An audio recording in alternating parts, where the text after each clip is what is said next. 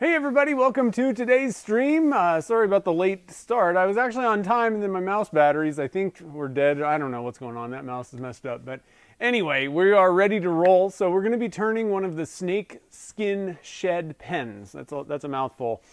So we cast some of the snakeskin sheds on the Patreon live stream. So we got a big block, and we'll turn this up down the road. And then we also made a batch of pen blanks. Before we begin, this one looks like I can't see any visible problems at all with bonding or anything like that, but I was very careful and took my time to make sure that the resin was coating all surfaces. On the pen blanks, I kind of ran out of time because I was messing around with colors and all this stuff, and I was kind of pushing the stuff down in quickly, and I'm pretty sure there's bonding issues with these pen blanks. So we'll see if this thing comes apart. Now, on one hand, with pen blanks, sometimes they can be more difficult because they're small and you're turning it very thin. At the same time, the way that I glue my tubes in, sometimes you can actually get away with a little bit more because I use thin CA on the inside and then coat the tube itself with thick CA. And that thin CA actually kind of can, I don't know for sure, but I'm pretty sure that it kind of seeps into cracks or any problem areas in the blank and kind of holds it together a little bit. So we'll have to see. I don't know how this is going to all go, but it'll be kind of fun trying it out. So I got a couple of Sierra sized blanks. I took one of the blanks, cut it in two, and I tubed two of them just in case like the thing blows up in my face like the first cut or something. So here's what's going on here. Hopefully that thing will kind of focus on what I'm doing. They're pretty interesting looking blanks. We went with kind of a not too much mica powder, and so it'll be kind of interesting to see how this goes. I wanted to be able to see the snake skins or the sheds in there a little bit. So I don't know. We'll have to kind of see. This is definitely an experiment. Here's the other handle blank. This one's looking pretty awesome, and I'm not entirely certain what to make with this yet, but whatever it is, it'll be pretty cool as long as, the bonding is not a problem or, we don't have any issues.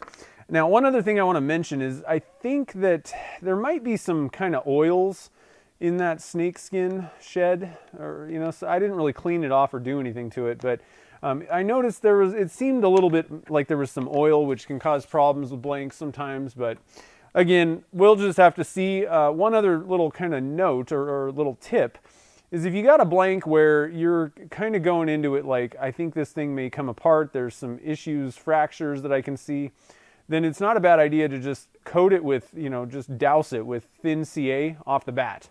And just, start turning, right off the bat, pull out the CA glue. It's basically the duct tape for pen turners for sure, and just, I would say, turners in general.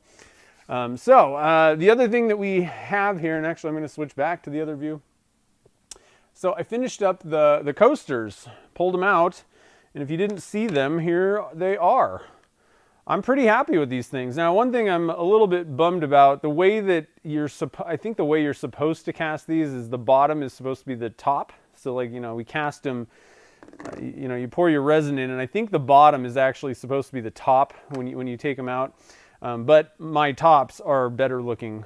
So I'm just going to kind of use them as they are, but they turned out pretty good. Now, these two I didn't pressurize, and I don't know if, let me see if I can give you guys, there's definitely air bubbles. I don't know if you can see them or not. You can kind of see some little specks. I don't know how close I can get with this camera. But, if you don't pressurize them, you most likely will get some small air bubbles in there. Honestly, it's not that big of a deal. It's not like you can really see them that well unless you just hold them up to your face. So those two turned out good. And then these guys were kind of interesting. So I definitely learned some lessons here, but they turned out pretty cool. I kind of like the top better on this one also. I don't know. I like the granite look. That's pretty cool, but my copper didn't really come through. You got to really watch what you're doing because, again, that bottom, you got to make sure that you get the stuff, on the bottom all the way around, where I kind of got a little bit more on the top because you can see what you're doing. And then this one actually turned out pretty interesting. Again, the top is I would almost say a little bit more interesting than the bottom, but I'm still kind of digging this. It's, different. So we got some coasters. Definitely excited about these. They're really fun to make, and I think I bought these. They were like 12 bucks or something like that on Amazon. So go to that live stream. I don't have a link offhand, but I have a link to these things in that live stream demo, the live stream replay, if you want to pick up the same ones. So pretty cool. One other thing, we have a little item of business. I forgot to get Mike's sticker up. So let me I'm going to switch cameras and I'm going to get this thing in view so that we can get this on a pressure pot. Forgot to do that last time. The last couple times, actually, really. So let's see here. Yeah, looking for a spot. Might have to kind of go on the back a little bit, but that'll be okay. See if I can just get this camera down in here, sort of. Oh, my camera thing broke. No! My thing broke. My clip. I'm going to have to buy some more of these. Well, what the heck am I going to do now? Oh, man.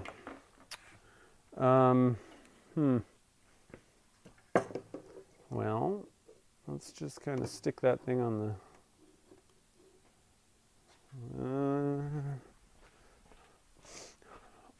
the list of to-dos for next year is to evaluate all the stuff that I use for the streams and try and see if I can squeeze out a little bit more quality and obviously replace some of the things that are falling apart.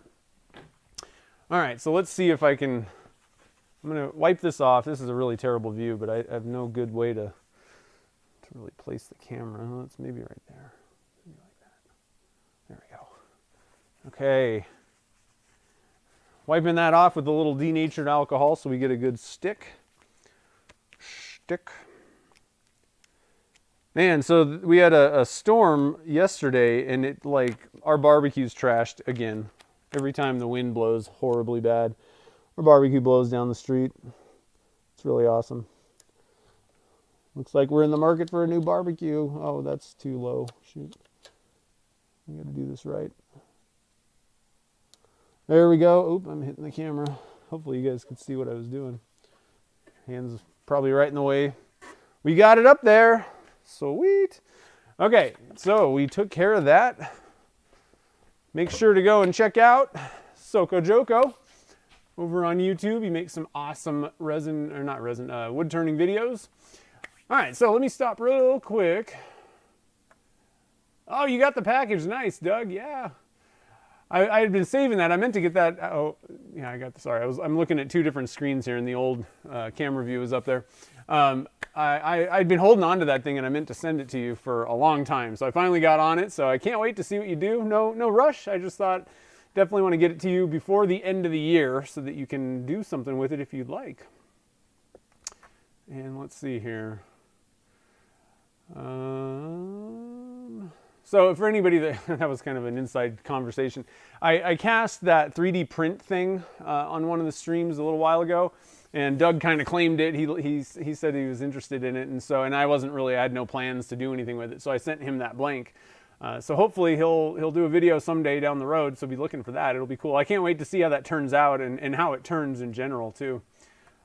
Just to let everybody know, I know it doesn't matter because some of you guys probably don't even know what I'm talking about, but I printed this sculpture-y thing, 3D printed it, and I'm pretty sure that's PTE. I think that was the material that I used for that, PTE. I think PET, PTE, something like that. I don't know. I'll look it up, and when things come around, I'll let you guys know. So let's see. This mouse is just not working today. Maybe I have to restart my computer eventually. All right. I don't think I'm missing any questions or anything. Let's see, because Benny's going to start. Nice. He started casting like crazy. That's awesome. You're going to do some videos too. I can't wait to see it. Hey, what's up, Jen? How's it going? Lots of people here today. Steve McDonald. I see Kevin Carpenter and Chris and Kim. Let's see. And Tesha. Thank you. I appreciate it. Tesha's here. You're maybe new to the stream. I haven't seen you in the chat before personally, so welcome. And Mike McEwen, of course. Nice. And Doug. Sweet. Super Mega's here, and Ray. Lots of people. I'm missing lots of people. I apologize for that. But let's head over to the lathe and get to turning. How about that? So there's the blank. I'll get a better view. One thing that's definitely on the list, I am not digging this camera. It's so let me ask you guys, it looks super fuzzy, like there's tons of noise, to me anyway. I mean, I know that this is out of focus right now, but it just looks fuzzy to me. I really don't like it. So anyway, we got this chucked up. We got a dead center on the headstock side, a live center. That one freely rotates. And then we got our TBC bushings from tbcbushings.com. Thank you, Brian, for making some awesome bushings. So we got this thing ready. I'm just going to pull out I rotated my cutter here. So this is a negative rake, the Easy Mini Finisher. It's a CI3 cutter, negative rake, and I should have a fresh edge. One of the things that's good is always have a nice sharp tool. That will always help, especially if you're dealing with difficult things. Dull tools will put more stress on it and heat it up more in general. So, sharp cutting tools, that's always the number one thing. Let me go back and look at the chat. I'm going to open up my YouTube app so I can kind of keep an eye on you guys, see what's shaking. Let's see here. Where is it? Well, I'm glad that Tesha, I'm glad that you could make it today. That's awesome. Pretty cool.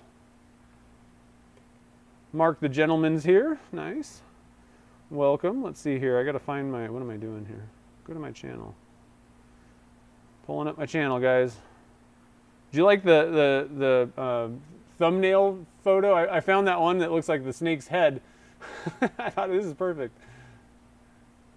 So I have big news. One thing that I also want to share with you guys is I was on the Alumilite podcast yesterday. So be looking for that. I guess I think I'm next Monday's Maker Monday thing that they do. So be looking for that. I had a blast. We had a good chat. We had some technical issues. I don't know. Again, it was super windy yesterday, so I'm not sure if it was on my end or theirs, but it was pretty cool. I had a fun time. I did 2 podcasts yesterday, guys. I did my own and went on Alumilites. That was pretty cool. All right, so are we ready? Who's ready? I'm ready. Probably not a bad idea to put a face mask on, but I figure a little shrapnel never hurt anyone. Another thing is speed this thing up as fast as it can go. Oh, I heard a chip. I'm hearing chips coming out. I'm going to try and be kind of careful here.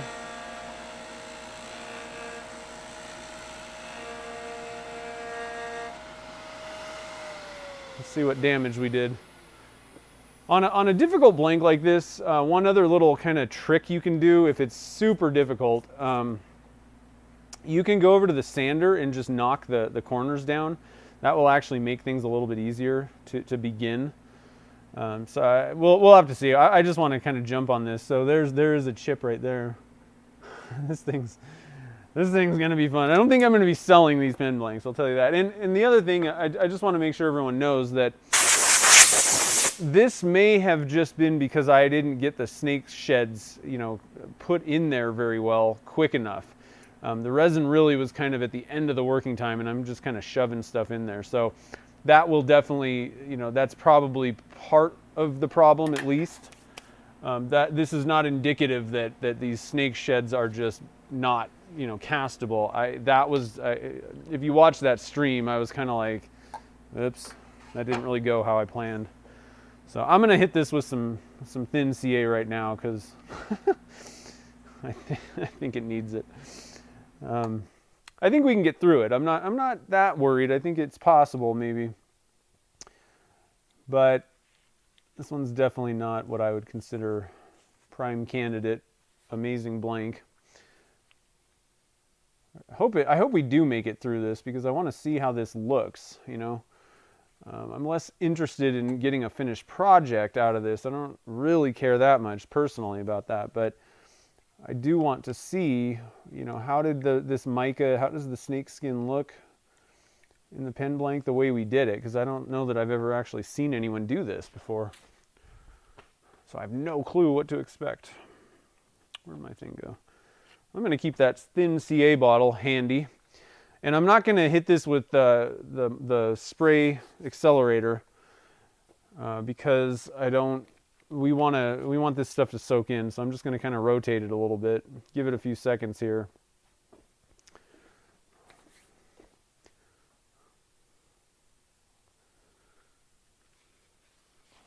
Maybe kind of pat off some of the excess on the top again.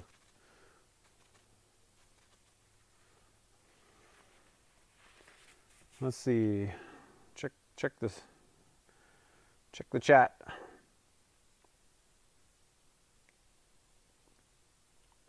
To see you're behaving, yes. You guys are always misbehaving, especially you, Christina.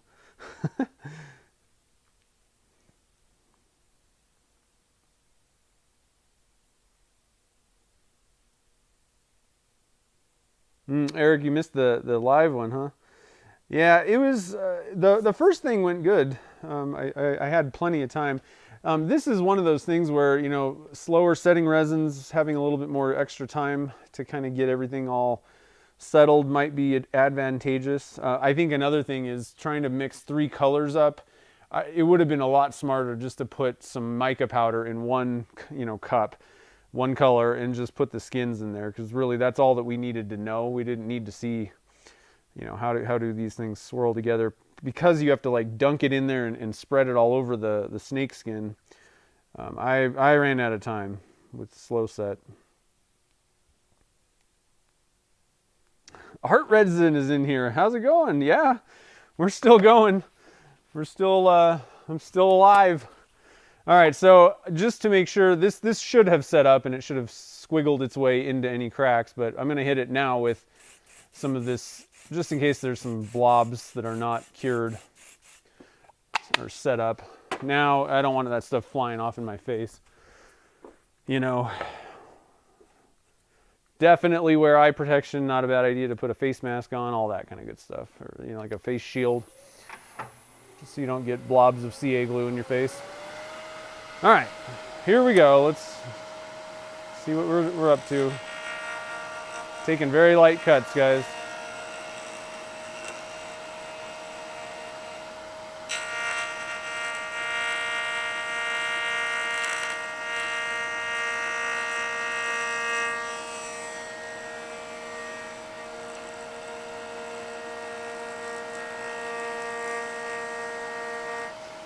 So one other thing I want to mention, so we always talk about taking a light cut. And another thing that kind of goes along with this when you're cutting resins. So, you know, you don't want to light cut. A lot of times people are just kind of thinking how deep, how much are you taking off? How deep is this cutter? You know, the more you push in, the bigger the cut, right? But the other thing about it is feed rate, in a sense, and how fast you're moving it. Because if you're doing, you know, really quick motions, you might have seen I kind of was a little jerky going into that cut off the bat, and that can also cause problems. So you know, you want to be kind of smooth and kind of slow. So when we say light cuts, that also kind of goes with it. The feed rate of you know, how fast you're moving it side to side can also impact things. So just wanted to kind of mention that. I don't hear a lot of people mention that, but it is something to think about at least.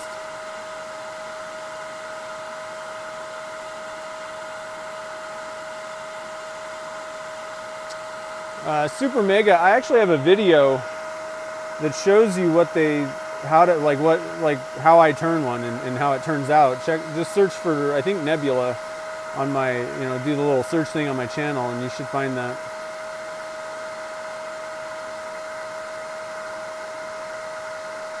Sorry, I was just checking the chat, make sure.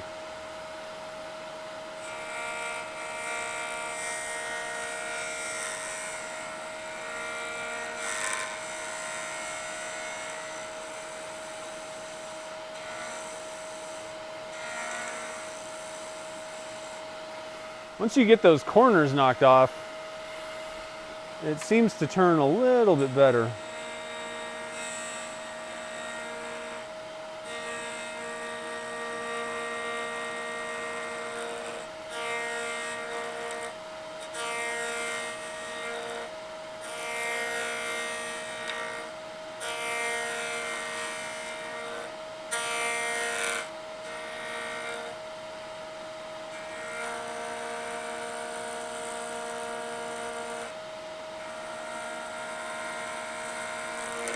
Oh.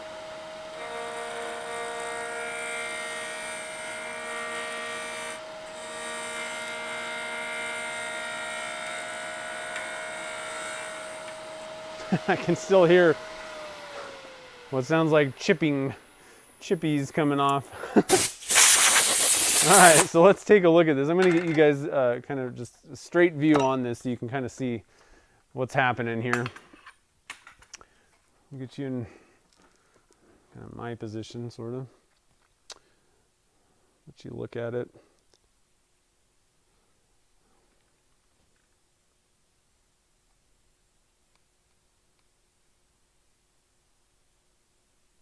All right, so there we have it. You can see, and I'm pretty sure that all these things are kind of cracks, basically. So, kind of walking on thin ice, literally. But it's going okay. I mean, obviously we've got a little chip there. It looks like, or maybe not. We had one right here. Here's a chip. That happened right off the bat. Nothing too bad over here. So we're still hanging in there. We're still alive. I'm gonna kind of move you guys back so that I can get on this. I'm gonna give it another dousing of CA real quick.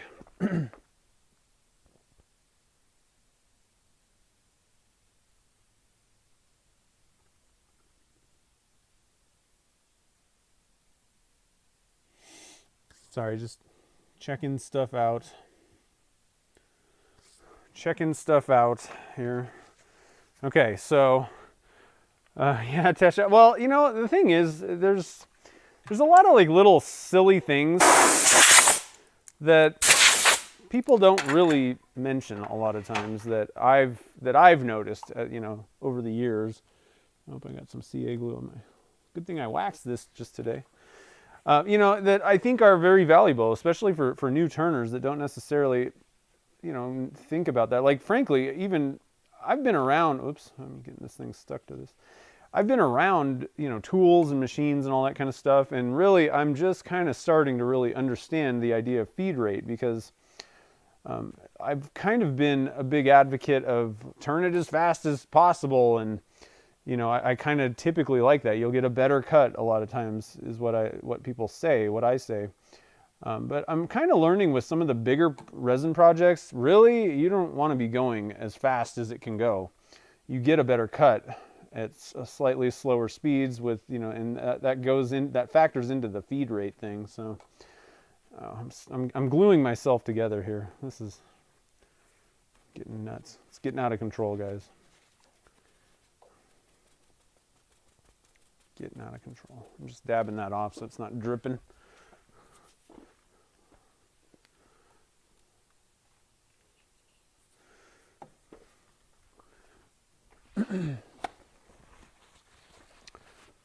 And the one thing that I do know that I have a good amount of experience with is pen turning specifically.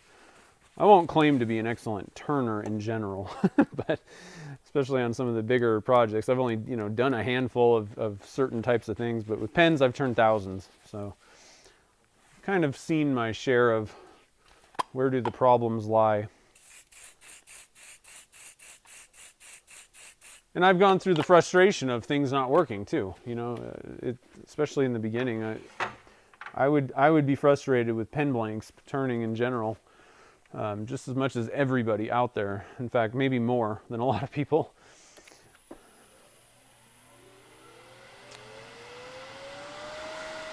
All right. So, what's your view? You guys got a good view?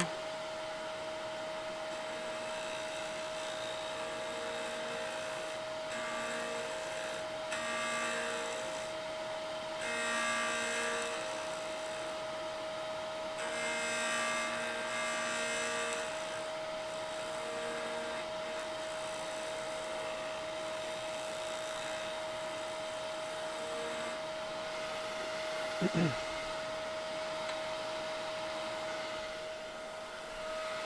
me get this light back in here. I don't know what that does for you guys' view, but it definitely helps me be able to see.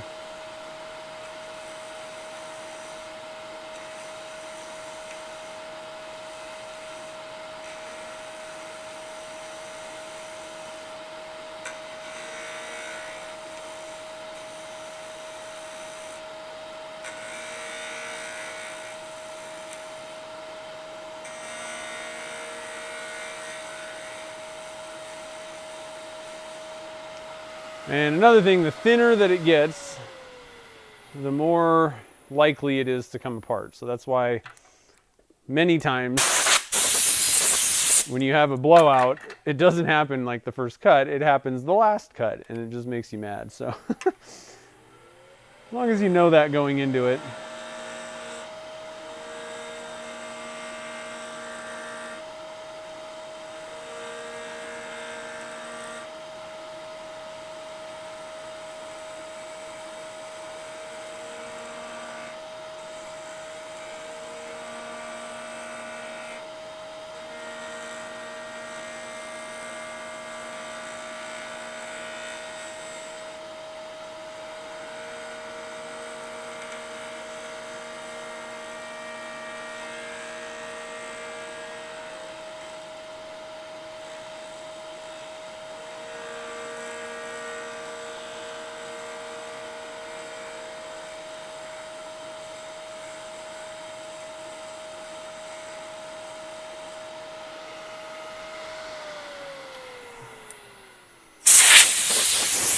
No massive failures yet.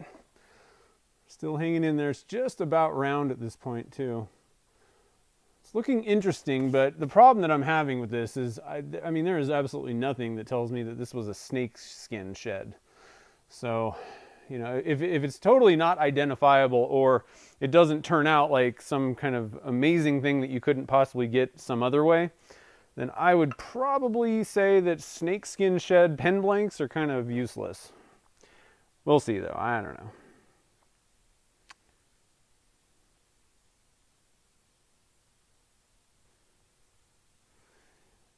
know. Kevin, so I use accelerator at the end so that it's dry. If you use some brands, accelerators are worse than others. And mercury adhesives accelerator does not cause a major reaction. It's mild, so it shouldn't be a problem. I've never had it be a problem. Okay, so let's see here. And the other thing about that is I didn't do it right away. I apply it, let the stuff go into the cracks. Most of that should have already cured up. This is a super fast curing stuff. But I just want to make sure that there's no drips when I turn it back on that fly right back in my face. Just a couple more thoughts about that.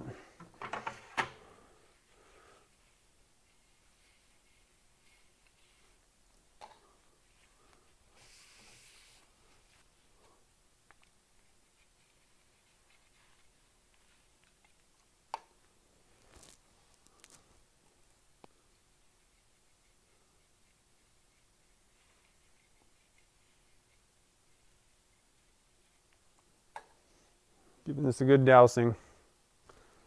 Give it one more.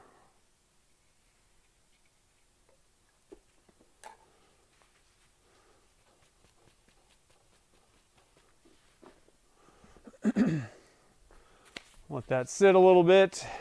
So obviously I'm taking my time with this. I do have another blank, you know, like I said, I made 2 of them and tubed them, and another one's ready on standby. But, you know, really, I'd rather just get through the first one. So take our time and see how it works.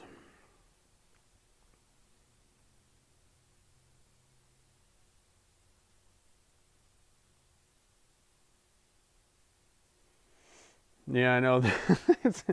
I think what happened was actually some of it did fly off, and, you know, I was holding the tool, and I think it got on my hand, and then I was grabbing other stuff, and it was probably all over the bottle too. Usually I'm not that bad, but I was all over the place. So I'm just looking at this, and another thing is, so that, you know, the results aren't in yet on how this actually looks with the snakeskin. But, you know, once you put a finish on, you can definitely see more of it. And I mean, it's okay. I can kind of see like right there. You can kind of see that snakeskin pattern, but I don't know. Before we get this totally finished, I'm going to say that I don't really think that just jamming a bunch of snake skins in, in the resin and then making a pen blank out of it is really the greatest thing. I think that, you know, one of the other things, I saved some, and one of the other ways to do it is just to glue it to a tube, and then, you know, that way you're really not cutting into it, and you should be able to see the pattern using, you know, like just clear resin or something like that, very lightly tinted but transparent resin, and do tube in casting. Most likely that's probably going to be better with this, but I still think that just snake skin, the actual snake skin, I think that's more impressive than the sheds would be. I think you'll have more color that way. All right, so let's keep on going. We've gotten about halfway, maybe, somewhere around there. See if we can't get to the end.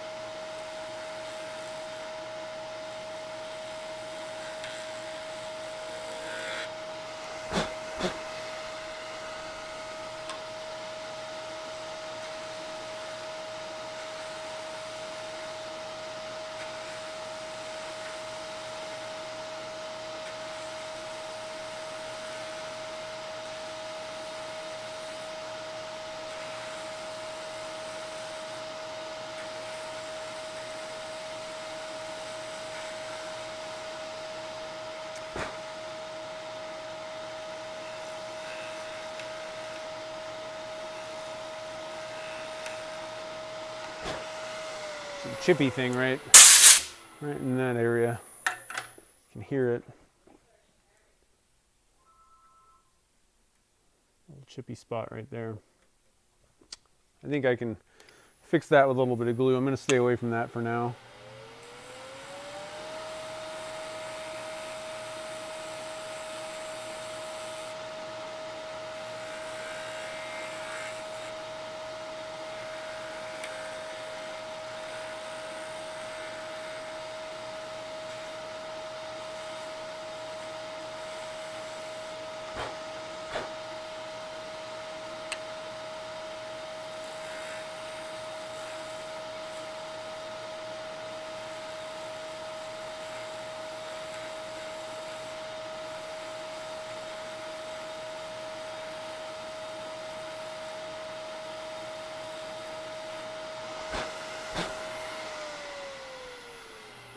Getting closer.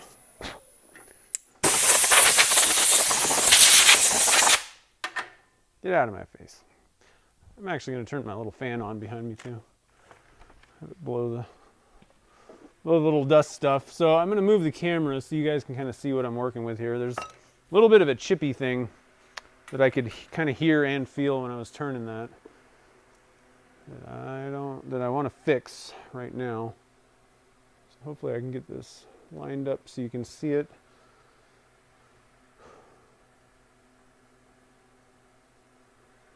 Maybe. I'm actually going to drop you guys down a little bit. I think it might be better to see it from this angle. So right there. And then you can kind of see there's like this whole thing could kind of come out. So I want to make sure but this I could feel kind of cracking, chipping. Everything else is okay for right now.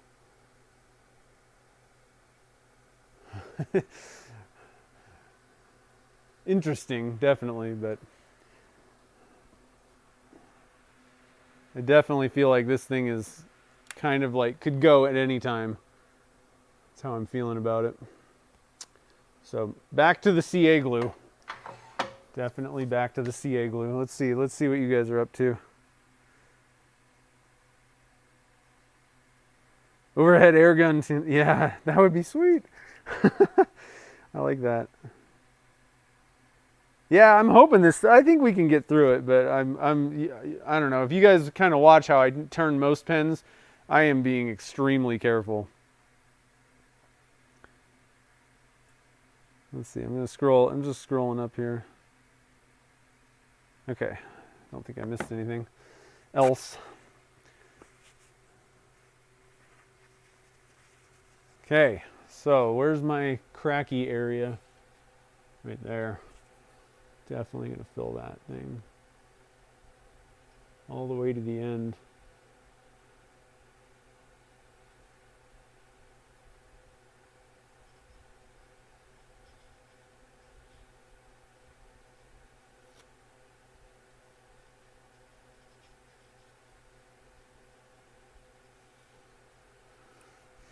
It does look kind of interesting. It's not like it's an ugly pen blank or anything like that. When you put the CA glue on it, it's interesting. You know, with the part of it, you know, the choice of micas. I picked some interesting micas, I think, for this. But it also, you know, the texture of it and all that stuff. It adds visual interest. It's just there's other ways to get that kind of similar effect without snakeskin sheds. You know, not having to use them.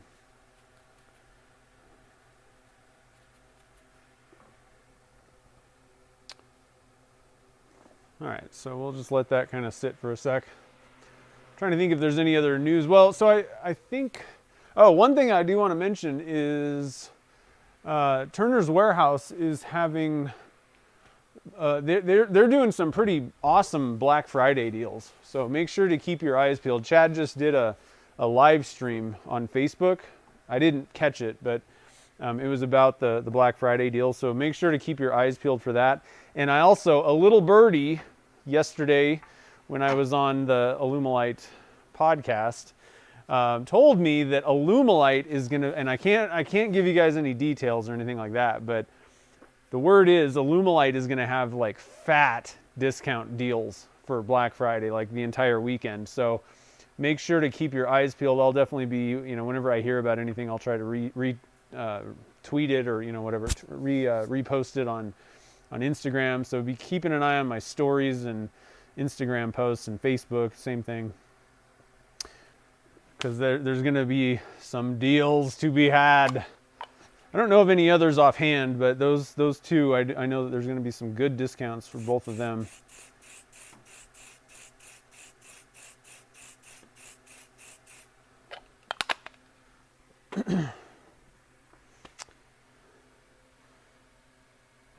If this doesn't explode, I love it. Any sentence that starts out with, if this doesn't explode, I like that. I've done a few things that tend to start that way. Yeah, it's pretty interesting. So I'm gonna go look at the notes. I forget what colors we were using. P-Town Subby colors. I think we used the red, wine red, I think was one. Let's see here. Where was it? I got the notes. Let me just pull them up here. Oh, where are they? Choya. Skateboard. Snake sheds. Yeah, okay, so we use, for the pen blanks, we use Carolina blue, turquoise, and wine red. But keep in mind, I didn't put much mica in there. I was going for translucent, so there's not even, you know, a lot of body to it, but it is a pretty interesting, you know, the shades that I'm getting. You can see that kind of burgundy, you know, wine red. I'm not sure if I can discern between Carolina blue and, oh yeah, actually there's the Carolina blue. It's a little lighter, and then the turquoise. So you can see it all. It's just, and it'll be more apparent once I get it actually finished. If it doesn't explode, you know. All right, so let's see if I can ease a little bit more of this away. Probably gonna leave this one a little bit fat. I'm just letting you know.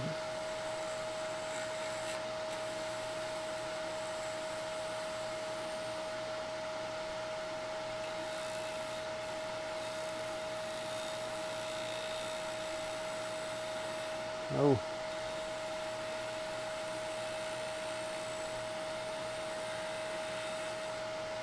One other like last ditch effort trick, if it's something where you absolutely have to or really want to get this blank done, and let's say that you're at this point, from here on out, now we're treading into really dangerous territory with it being, you know, so thin.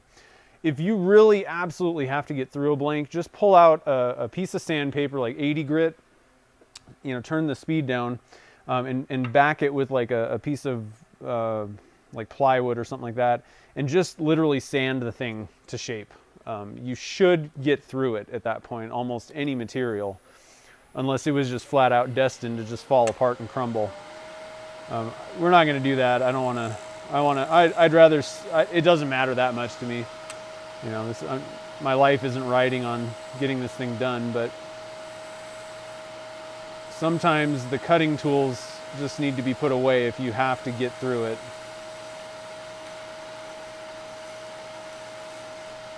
You know, like a super expensive blank. Blanks that have seashells a lot of times can be really difficult and just kind of murder on your tool edges anyway.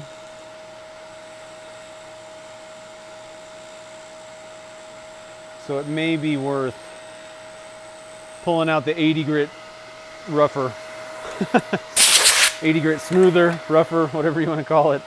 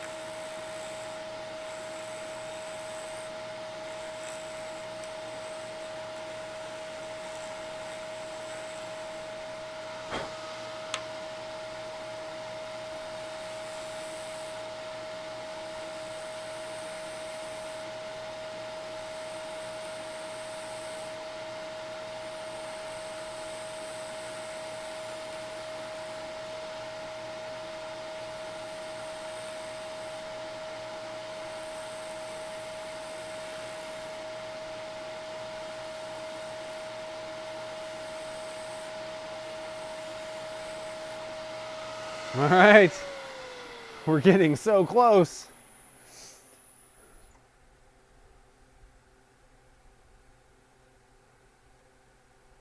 It's still kind of cracky, so we'll do another round of CA glue. Make sure that you have plenty of CA glue. Hold my beer. Yeah. What kind of sandpaper do I use? Usually Abranet. For like general sanding, and it works great on everything. I buy the rolls of it. That way I can use it. I have like you know, like a hand block thing that I can use. I started using this stuff when I was just doing woodworking, not before I even started turning. And so now I have a pair of scissors. Make sure it's a pair of scissors you don't ever care to use again, but just cut it into little strips for pen, you know, for pen blanks or whatever. But it's kind of nice. You can just buy a big roll of it and just take what you need. And then for, you know, I actually need to stock up. Oh, I need to CA this. I need to stock up on the discs for my random orbit sander as well. So it's pretty good sandpaper. Klingspor sells good sandpaper. Mirka is who sells or makes Abranet, but they got other, you know, the regular stuff. The 3M stuff is good. I mean, pretty much as long as you're buying a sandpaper that isn't Harbor Freight or, you know, something just terribly cheap, it'll work better. You know, the better the reason there's a difference in price is because the if you really get into it, like the bonding technology, what they use for to glue it on there, basically how good or uniform the particles are and all that kind of stuff. There is actually a difference between cheap and, you know, more costly. You don't necessarily have to buy the most expensive thing on the planet, but the super cheap stuff is not worth it. You're going to end up going through more sandpaper because the grit particles come off faster. So you're not really saving that much money. But Abernet works great for especially for like resin stuff, because the screen, hopefully this was the question, but because it's a screen, it doesn't clog up as much. So that's why I like that over just general sandpaper.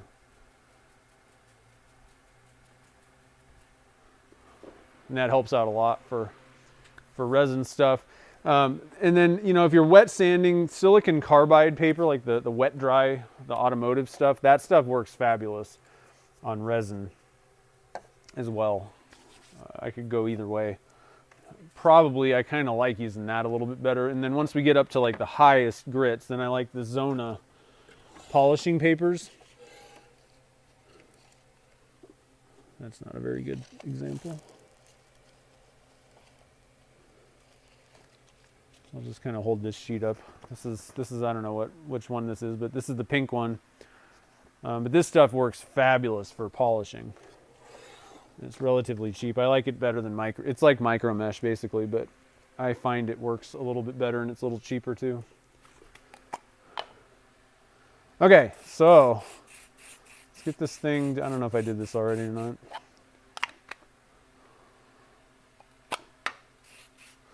Let's get this thing going here. We're at the final stretch here, kind of getting close. I'm gonna just kind of give that one more second for that glue to just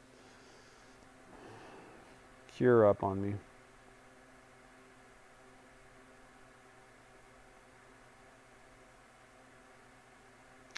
And sanding a CA finish, generally I'd say wet sanding is better.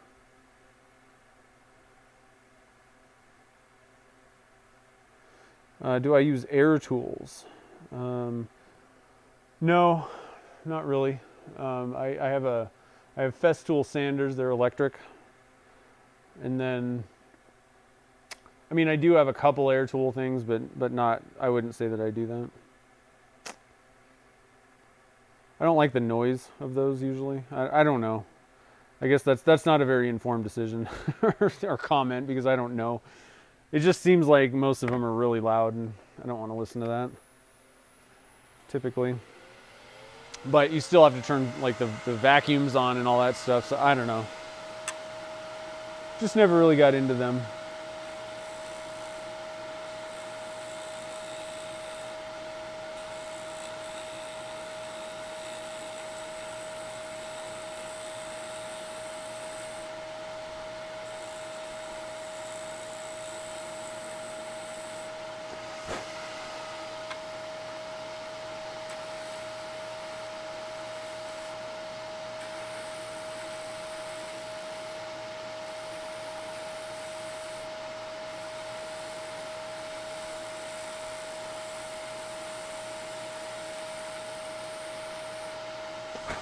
This end's not too bad. This end, I don't know about. We'll see. It's got those cracks that it just run straight down to the end. So a lot of times I like to get the ends kind of taken care of first, because they're going to be more likely to blow up. And I'd rather just, if they're going to blow up, let them blow up right off the bat before I even mess with the middle, because it's just less likely since there's more mass down there. So a lot of times you'll see me kind of doing that. And that's also kind of a wood turning thing where you want the ends to be kind of, you know, you kind of work that downhill basically with so you're not going against the grain. There is no grain in resin turning though, so all of that stuff gets kind of thrown out the window.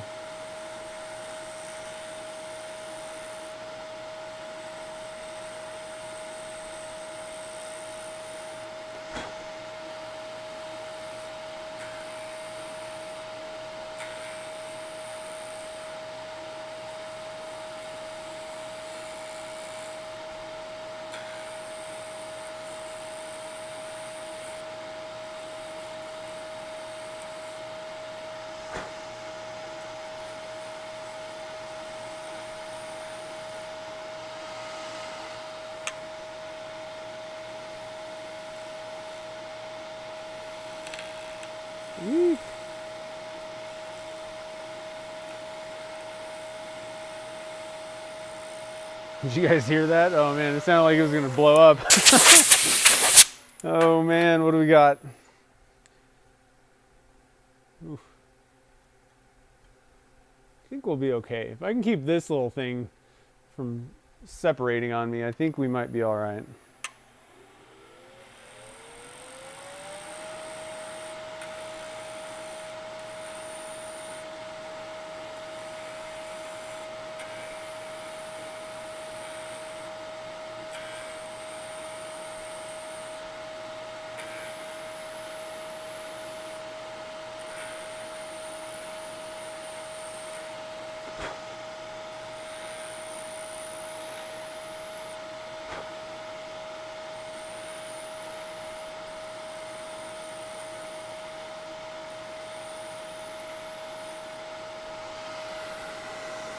All right, just about there. I gotta do a little bit of trimming on the ends. This one should. I don't think this one's gonna be a problem. I don't know. I don't foresee major problems over here. But man, we gotta get this thing locked down right here.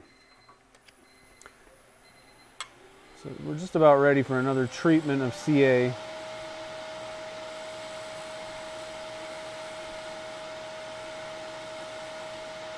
I think I'll try and kind of get some of the lumpiness out of this real quick.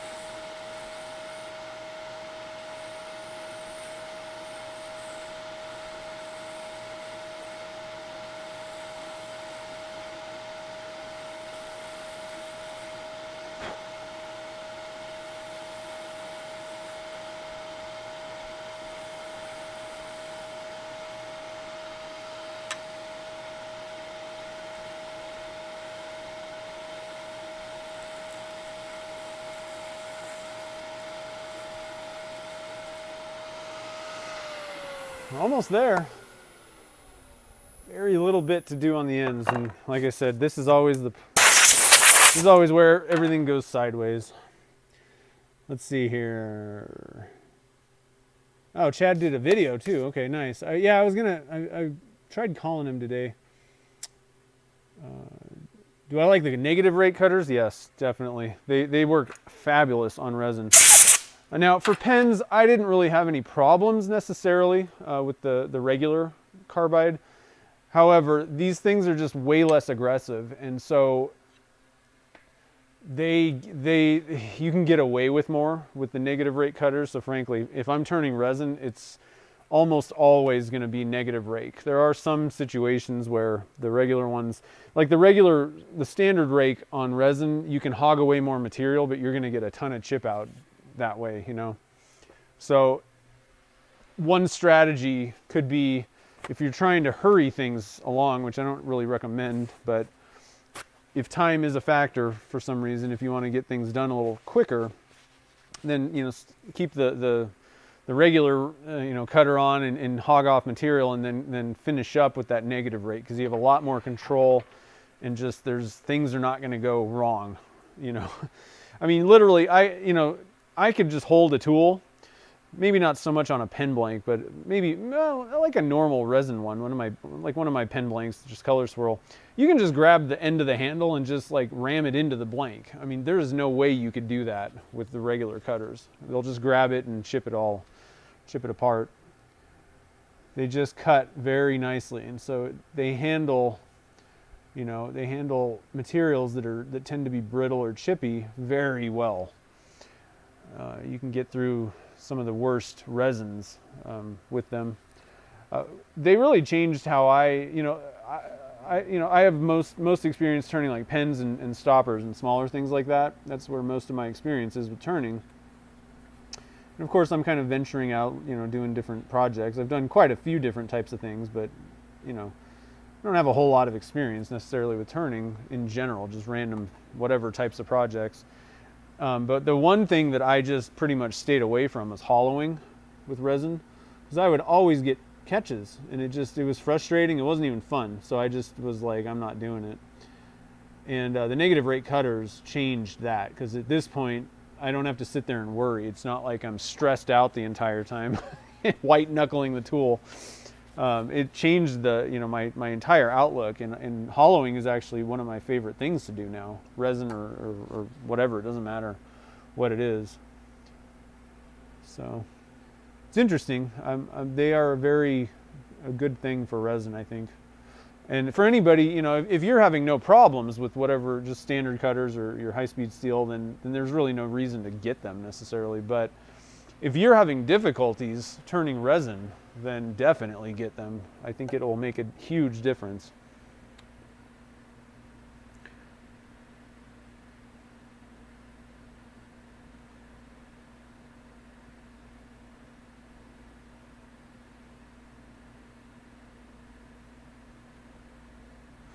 So let's see, Super Incognito, can you cast Alumilite in a 3D printed mold and then recast what you have already cast? Yeah, you can do that. There's Ashley at Chipped Builds. She makes those types of things. She makes like the dog print ones, and Stephen Daniels makes he does the giraffe stuff, and you can get the P-Town subby Geezy mold. Actually, those aren't even 3D printed, but he makes a mold of a 3D print. But either way, you can do them both ways.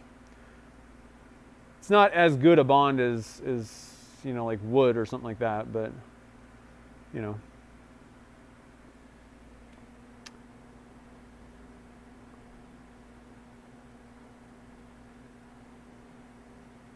All right, so yeah, P-Town subby has. I think you can get them at Turner's Warehouse too.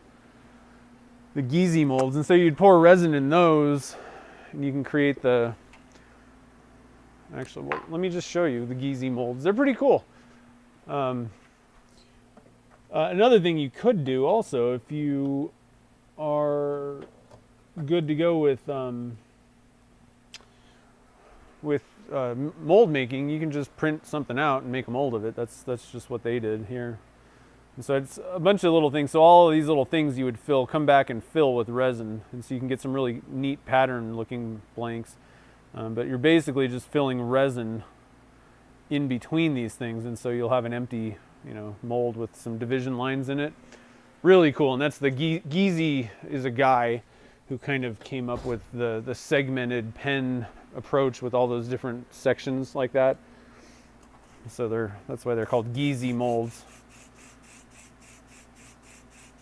Okay, so sometimes this stuff can be a little bit time consuming if you're taking your time and trying to make sure that, you know, adding lots of layers of glue and doing all that stuff. But I think we are about ready at this point. So before I take these last cuts, because right now is probably when the thing's going to blow up in my face, why don't we get you guys a view of how this looks with the CA glue on it? Because if we don't make it through, then this is going to be the closest to being finished you will see of this thing. So I'll try and kind of get my hand behind there. Oh, I got to zoom in a little bit. Just a bit, like there we go. It's kind of a light shining. Not much I can do about that light. Interesting. It's not, you know, fall over like, oh my gosh, it's so amazing, but it is pretty cool looking. And I think once we get it, you know, cleaned up, sanded and all that kind of stuff, it'll be a lot even more impressive at that point. It's pretty rough right now, you know. So I'll put you guys up here. Maybe like that. Get our light in here, and we will see if we can get this thing finished up. Doug's in the house. How's it going, buddy?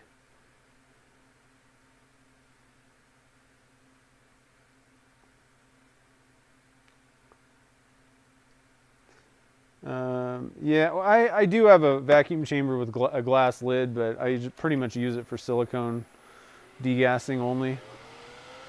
Most of the stuff that I stabilize, you know, if it'll fit in a Turntex chamber, those are my favorite by far. They just work excellent.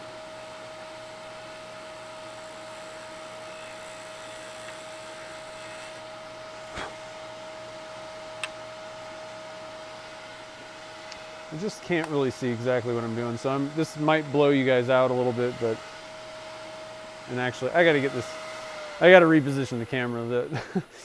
The viewfinder thing is like right in my face. So we're not gonna get through this if I can't see what I'm doing. Okay. Here we go now. Here we go. Let's try this out.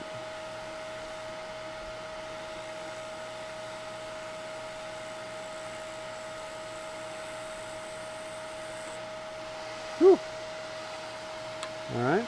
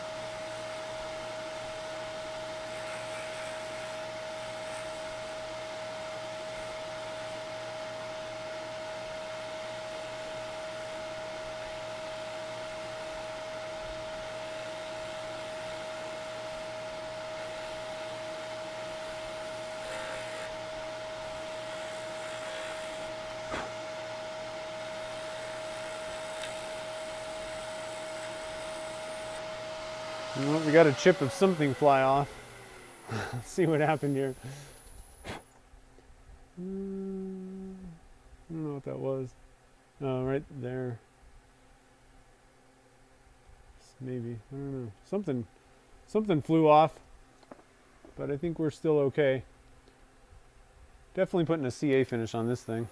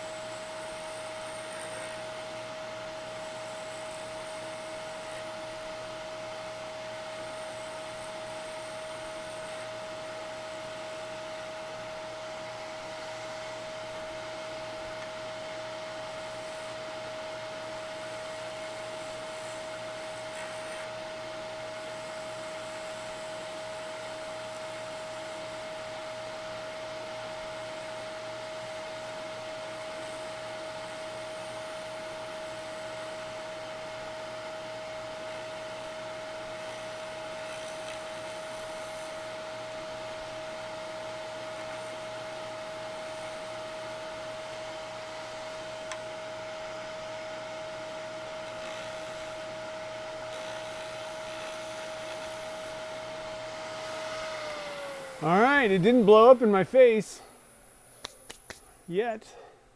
Still got to take a little bit off on that end. This one's almost to the bushing.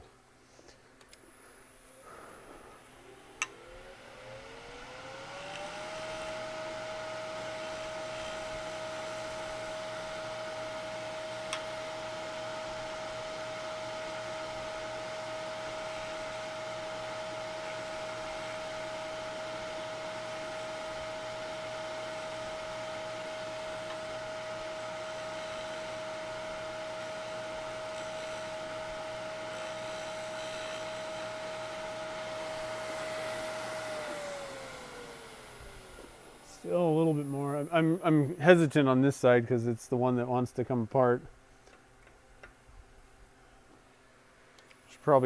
I should probably give it another CA. These fine-tuning cuts are just one more cut. That's the famous last words of every woodturner.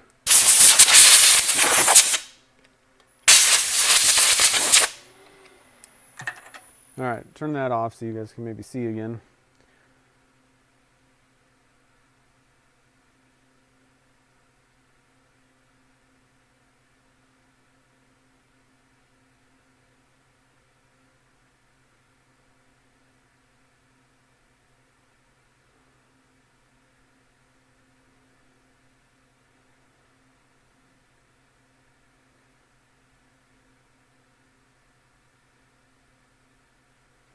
All right, sorry, I was reading some comments there.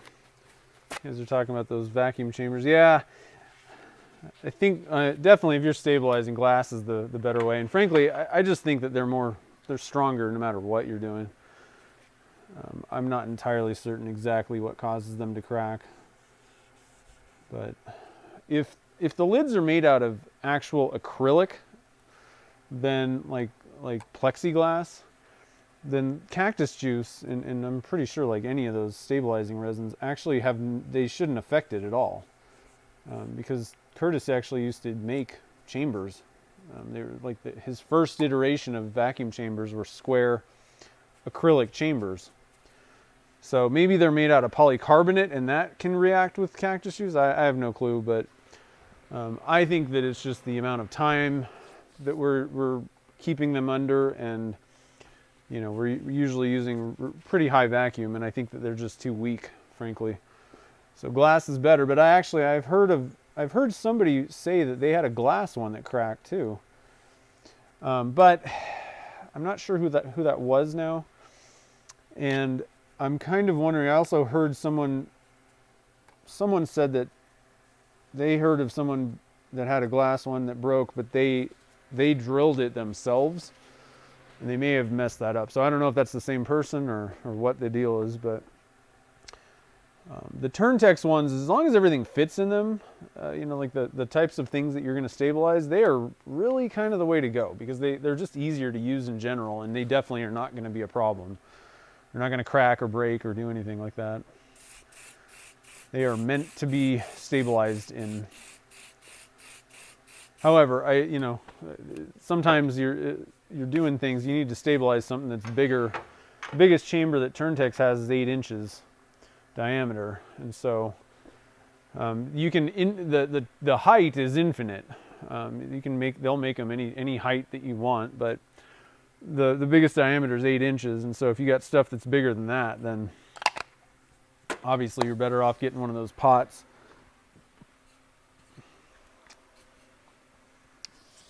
This is actually something that I want to bring up with some manufacturers and just talk to people. See if somebody can come out with something that we don't have to worry about that's a larger pot, where that lid is definitely strong enough and meant to be used with the materials that we're doing. I'm just going to give that a little bit more time to kind of cure up a little bit. And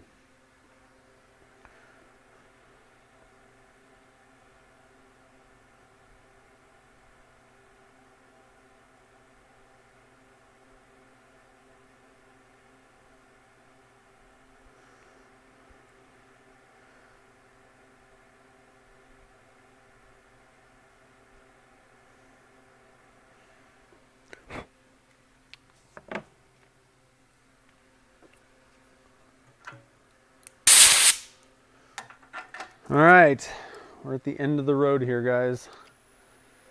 I'm going to turn this back on. Sorry if it blows the camera out, but I want to make sure I can see what I'm doing.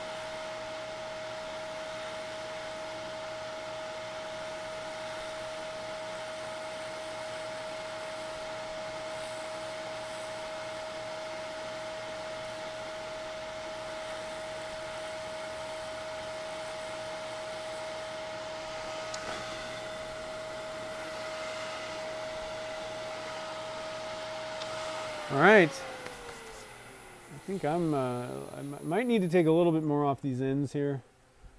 Yeah, I really should take more off. It's tough because I don't want to mess with this too much, but I think this one's good. Might have kind of glued these to the bushings too.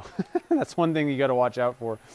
If you're going to be dousing things with that much CA glue, it's very easy to glue it to the bushings.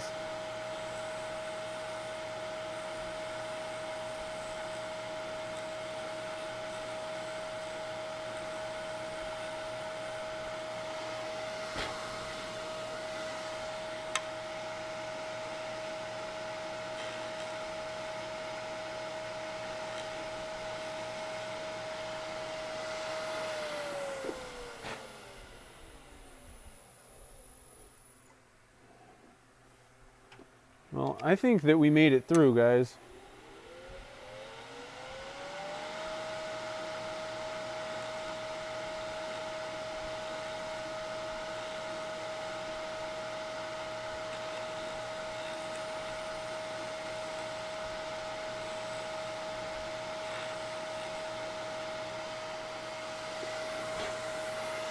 I do think there's a lot of glue down on this end though.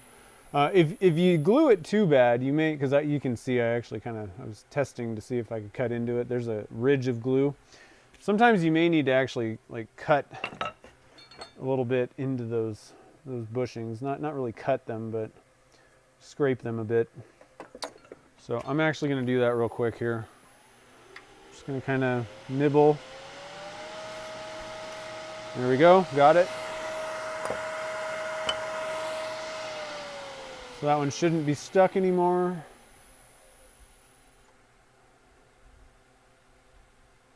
But it's definitely just a tiny hair proud. Ugh. That's the worst. You're trying to nibble it down.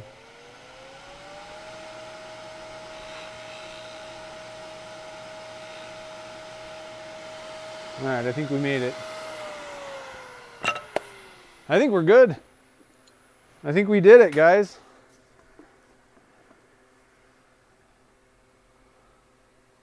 Let's get you guys a view of this thing before we start sanding it, but I mean, I'm pretty much ready to sand this sucker. Come on.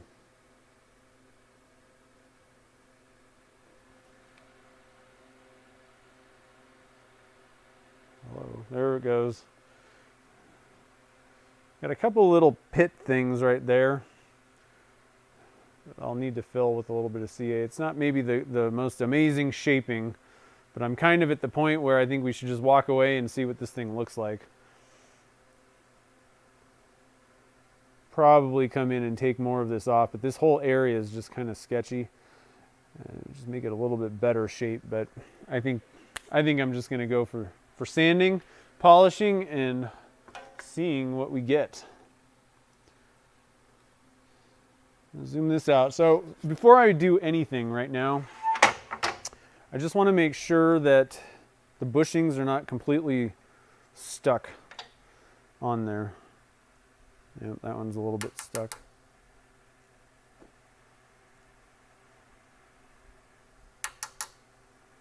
Okay, this one came loose. This one's pretty stuck, so let's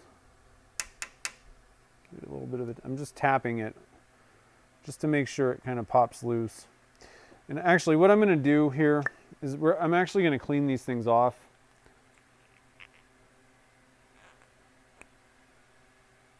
And also clean up the edge here, because I think there's a few areas where there's some CA kind of hanging over the edge. Let's just take care of that right now. And so to clean off, to clean the bushings off, let's see. I usually have a jar of acetone, but it dried up. So I just have this little jar thing. I'm going to put some acetone in there. And it just takes a couple seconds for the CA glue to dissolve. So I filled it with acetone. We're just going to plop, plop, fizz, fizz. Let these guys sit in there for a little bit. And then to deal with the excess stuff, what do we got here? This was actually a pen mandrel for my first lathe was a Shopsmith, and I've just hole punched. These mandrels are, if you just have a normal paper hole punch, you punch it. That's what I use for this. They fit perfect. So I got a 90-degree edge, and I can just, where'd the pen blank go? There it is. Got hidden. You can just basically hold it along the mandrel there, and just sand that end down. So you're basically just kind of doing another squaring it up thing. And that'll just make sure that there's no CA glue shards that are hanging off. I'm going to do this again after we put this. I usually do this step after CA finishes, just to make sure that you don't crack the finish when you're assembling the pen. But since I was dousing this thing with so much CA glue the whole time, not a bad idea to kind of just clean it up real quick before we start doing all the sanding and all that stuff. Just kind of shaking those things up a little bit. And then we'll just take a paper towel. I'm going to zoom out. Let's see here. Let's try and get you guys so you can see what I'm doing a little bit. Just like to cut little rags out of these.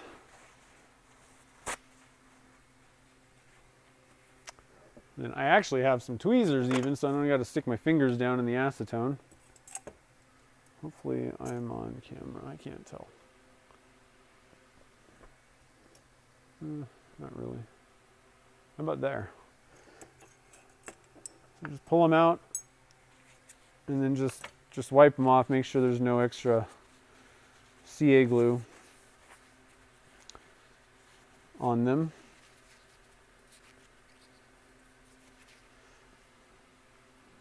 And they're perfectly clean.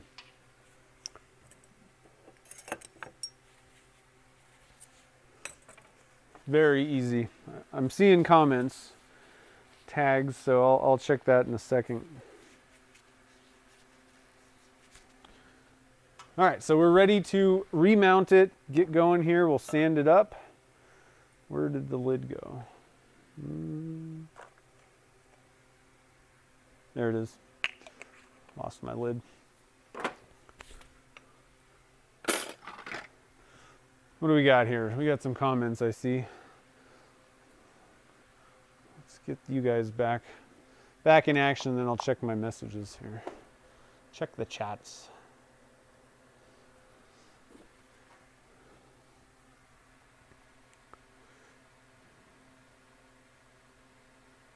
Let's see. Do nylon molds work? I'm not sure. They should work for a mold, I think. I don't think it's I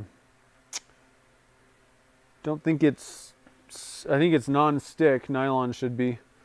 If you're talking about bushings, same thing. The only problem is you can't really turn with those.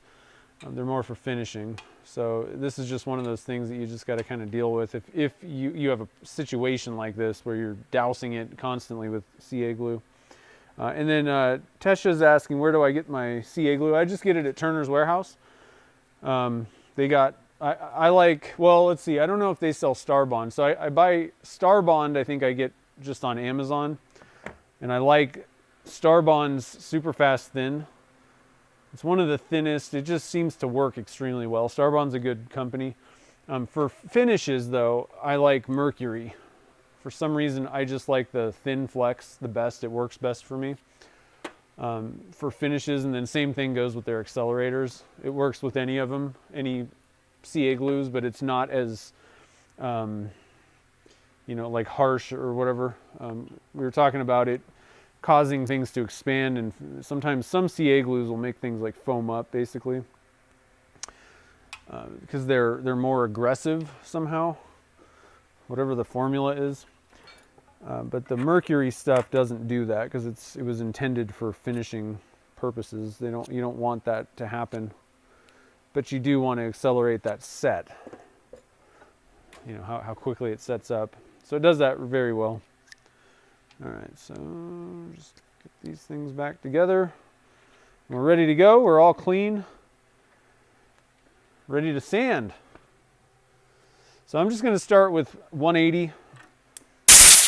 Maybe do a little bit of shaping with it as well, but I got a lot of tool marks. I just don't want to sit there and mess with the tool, trying to get tool marks out and then get this thing to blow up on me. Not worth it. Definitely, this is where just go with the sandpaper.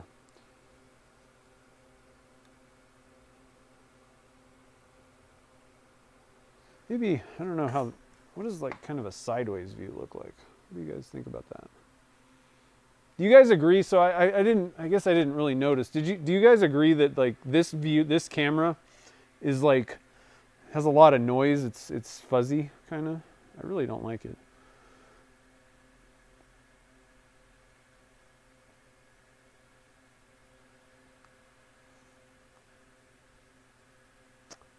Ah, thanks, Chase. I appreciate it.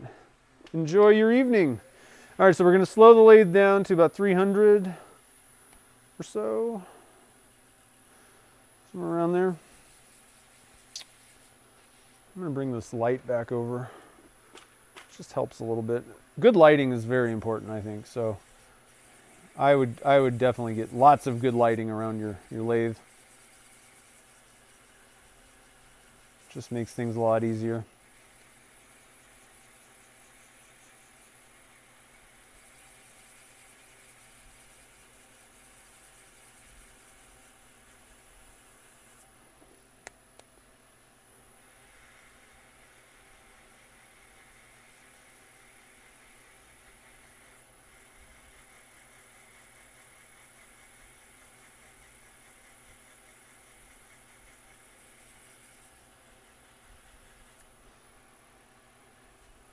This side's still kind of proud. Tempted to take another cut, but I don't really want to either. I think I'm just going to keep sanding here. I really just want to see what this looks like, you know, smoothed out and finished. So I think we'll just sand away. Yeah. So again, this is 180 grit.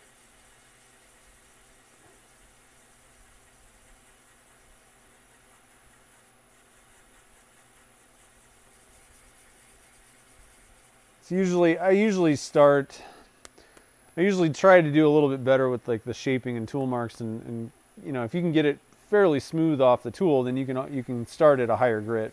In this case, there's a lot of bumps and tool marks and stuff, and frankly, I wanted to kind of refine the shaping a little bit. So 180 on most resins, that's pretty aggressive. That should get your tool marks out quicker.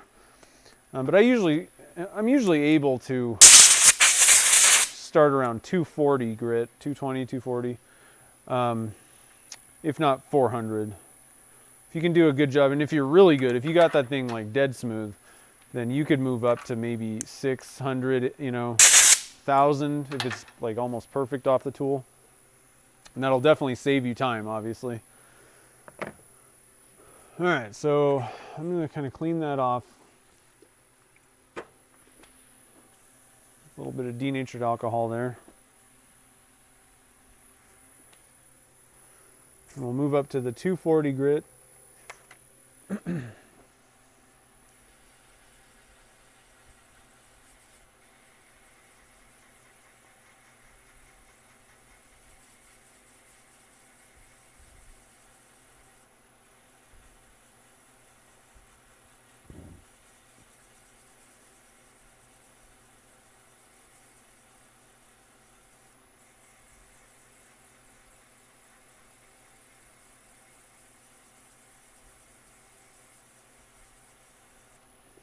Let me stop and see if you guys had any thoughts about the fuzziness.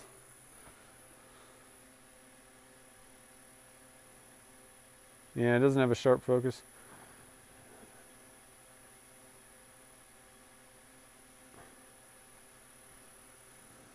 That's awesome, Jay. Well, I'm glad that you're having fun with it. That's the most important thing. It is fun. Yeah, I really don't like this camera.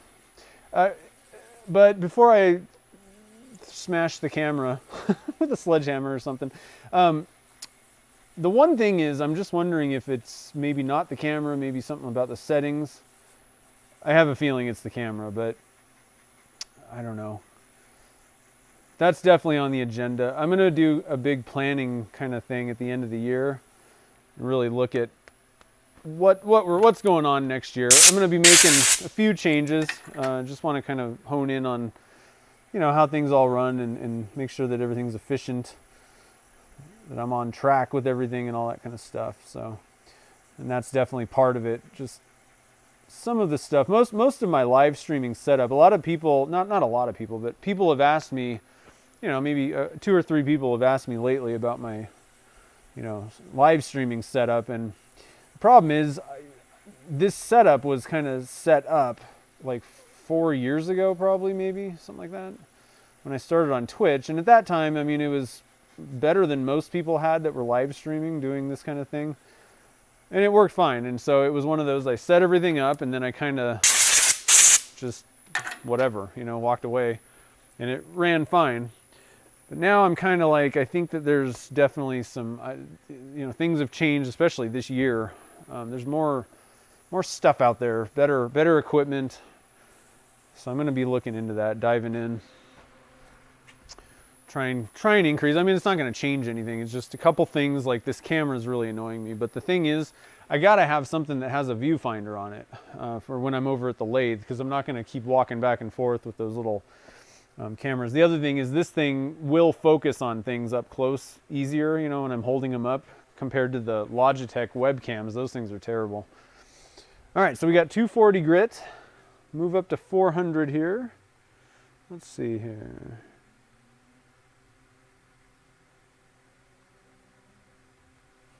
Why do I like wet sanding on resin projects? Well, so I'm dry sanding right now. I usually try to kind of get away with dry sanding at these lower grits. So a lot of times I'll dry sand up to 400. The thing is, though, wet sanding is a better way to go because it lubricates, you know, like all that swarf, the stuff that's coming off of there. The water will keep it from getting kind of rubbed in while you're sanding. So wet sanding's better. It keeps the heat down. It keeps all that junk, you know, off the surface of your, you know, blank. So it's really a good idea to wet sand all the way through. But I typically just go dry personally because I know how to not load the paper up usually. So I'll go dry up to 400. But then once you get up to those high grits, you definitely want some of that lubrication, that you know, the water, something to kind of carry the stuff, the junk away, because your higher grit papers are like a much closer grit, kind of. It's hard to explain, but they just tend to load up a lot easier when that grit gets even higher. So it's a good thing to do for you know, anything solid surface like resin or, you know, that kind of thing. Yeah, I got a Canon. That's what this camera is. I just buy cheap ones. That's the other problem, is I know I can get a better camera, but it may cost me $700, and I'm not, sorry. I don't get enough super chats to pay for a $700 camera for live streams. What number is this one? It's the HFR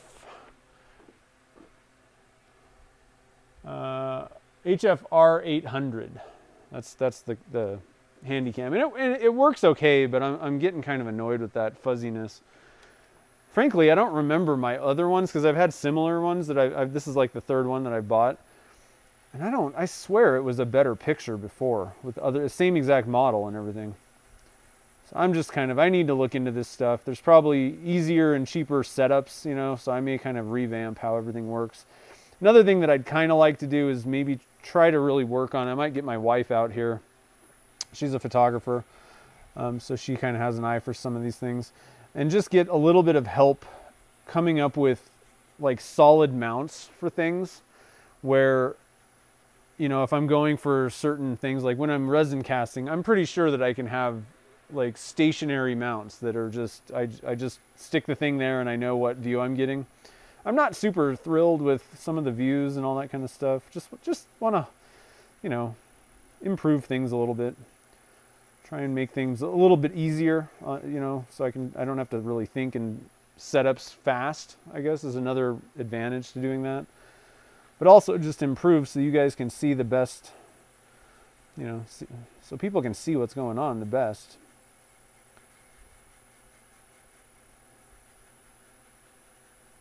So we'll see what happens. Hopefully I can get things kind of settled and it won't cost too much money if I need to buy new stuff.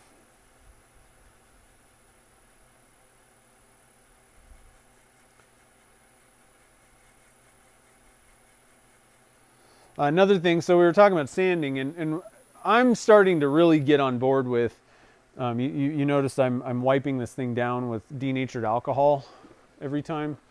I really think that that is a good thing to do, to wipe off the blank and get rid of any particles. So, you know, I'm using 400 grit right now. The way that these things, the sandpapers work is little particles kind of break off as you're sanding, and you're constantly kind of getting a fresh edge on the grits, basically. The problem is you could get little 400 grit things kind of breaking off on the blank, and so if you just wipe it off, that may not be enough. So I'm kind of getting to the point where just clean everything off of there. Even little, you know, plastic, basically, dust is kind of still on there, and so not a bad idea to clean it off in between each grit. I think that you're going to get less cases where there's like some random scratch that doesn't seem to want to go away. I think that way at least you'll eliminate a cause for problems. So if you are having some issues, you know, that way you don't have to wonder if that was what it was also.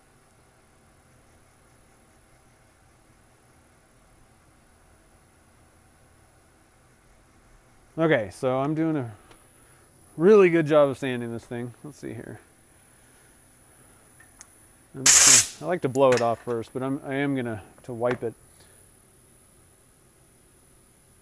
Oh no, I don't use DSLR cameras.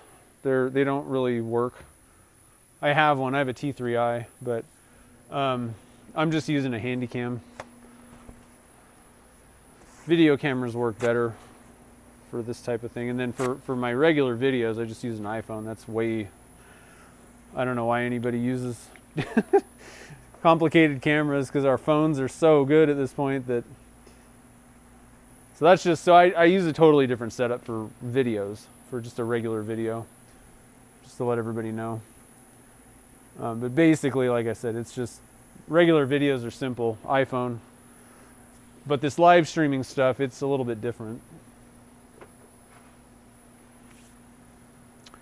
Let's see here. So now we're moving up to now we're going to wet sand with those papers. So I went 180, 240, 400, and then now we're going to switch to the Zona papers, the Zona polishing papers. So the first one is green, and I think it's around 750 grit. I was trying to figure it out. They give you like a micron level, and so I was trying to kind of convert it into what grit it would be. Actually, you know what? I got to stop and think here. So we could go two different ways. I mean, I don't need to put a CA finish on this, I guess. Really. There are like a couple pits here and there, but I'm not particularly worried about them. So I think let's just polish this thing up. So we'll just go through. And so this one, I think it's about 750 grit. The green one, that's the first Zona paper. I'm not entirely certain about that, but somewhere in that neighborhood, I think.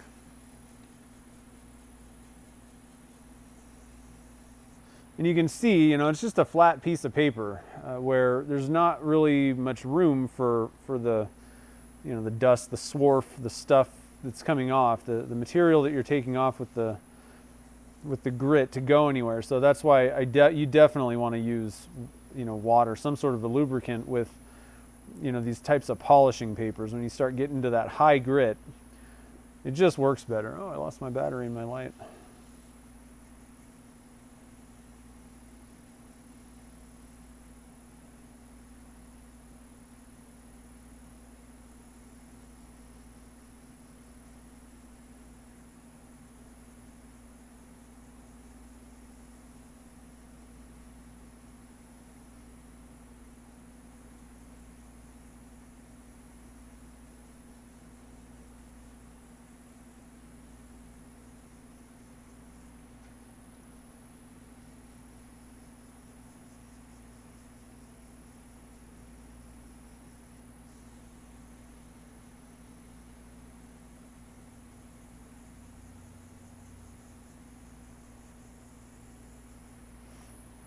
All right, so I'm guessing that's probably okay.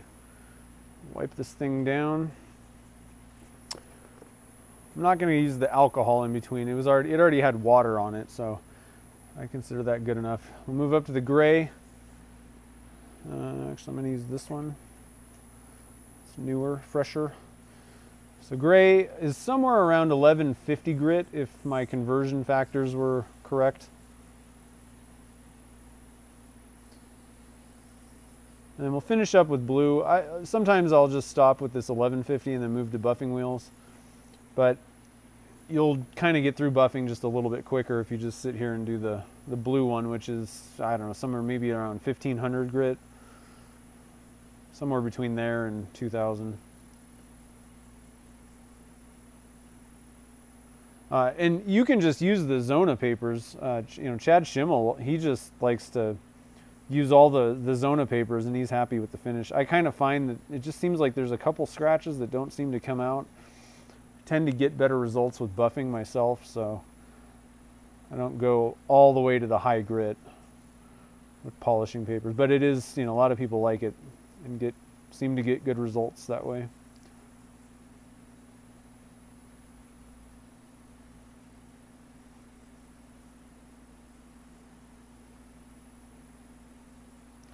All right, and we'll finish up here with some blue.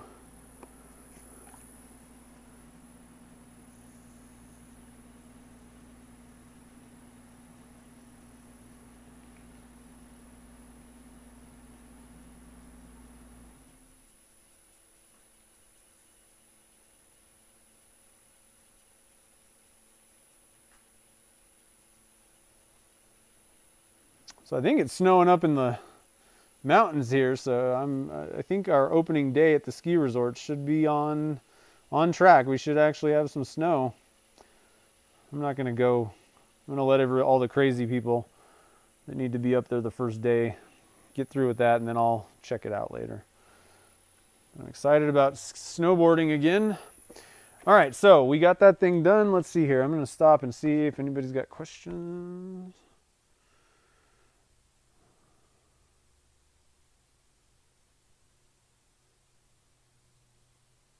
Yeah, it is pretty good to wipe them down.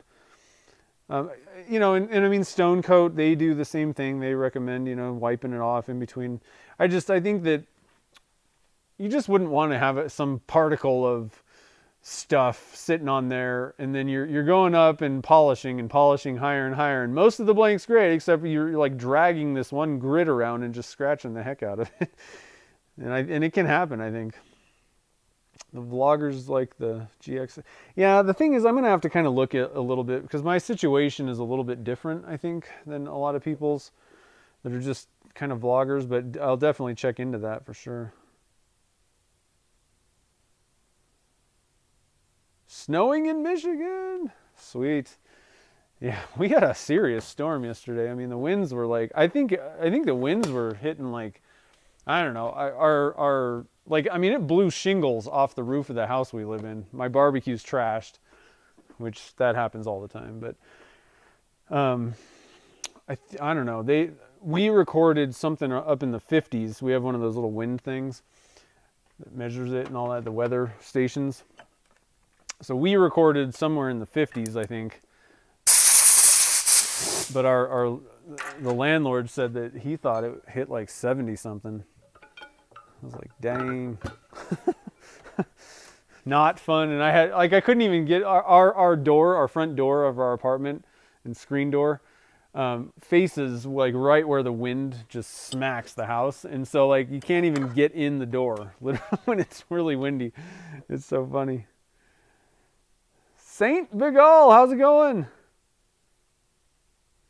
You learned to wipe it off each time. Yeah, I know. I'm stubborn as heck too. It's been years. It took me years to do that.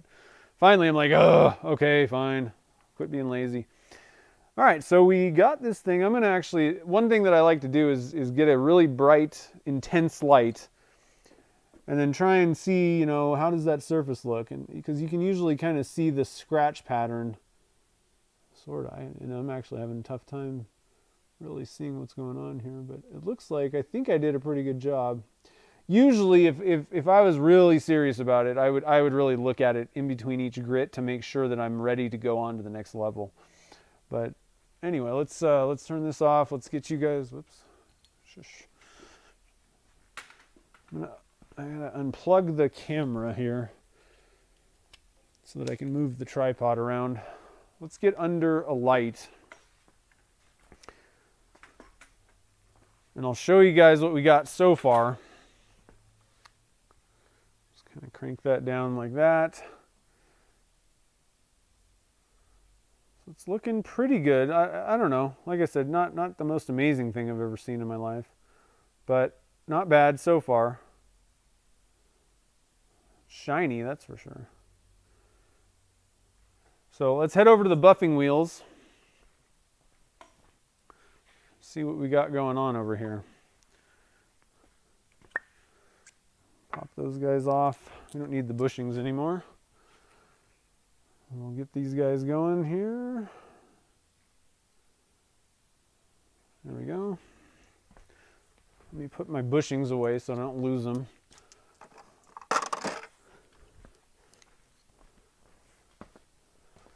And I'm going to get my mask on here. Actually, I need to get a new triple E bar too. I'm down to like this tiny little nub. So we'll get a fresh, I got a brand new bar. Look at this little thing. I mean, I guess I could keep using this, but that's ridiculous. I literally used up an entire bar of triple. It's been years though. It took me a long time. Okay. So let's get this thing going here. I like to charge it up. And I got this little doohickey, but I actually like to do it on the bottom here. And it just seems like I kind of have a little bit more control of the pressure. And also you can really get the ends of pen blanks. So that's why I kind of do this first. To be honest, I don't know. I've just been doing it this way forever. I don't really know that it's any better than using this thing and going on the top the whole time, but I don't know. I just like it this way personally. Not recommending it necessarily though.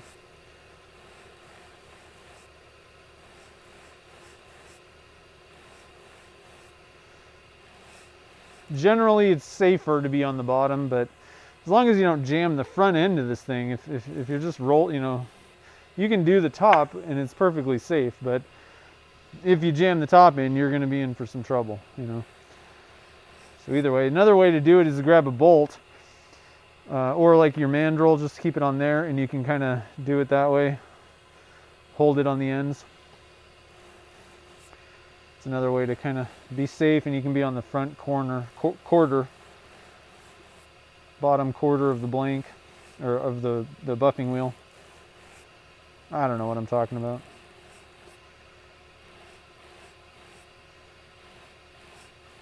It's almost dinner time. My mind's on food at this point. All right, so now I do this.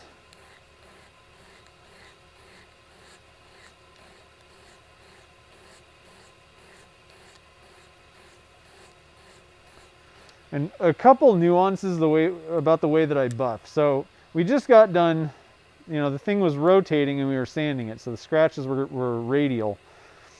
Then when I come over here, I'm going to be buffing the opposite direction, lengthwise, first, right? And that way you can tell when you've gotten all, when you see absolutely no more radial anything, then you know that you're done with triple E. Whoops. You can move on. And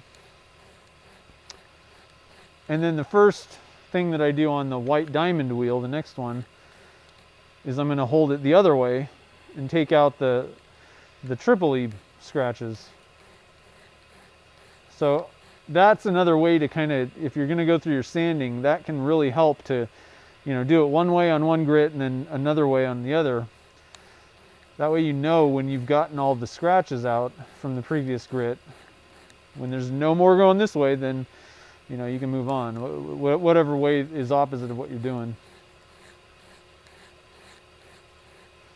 All right, I'm gonna call that good. Let's get our white diamond wheel. Just a little bit on there.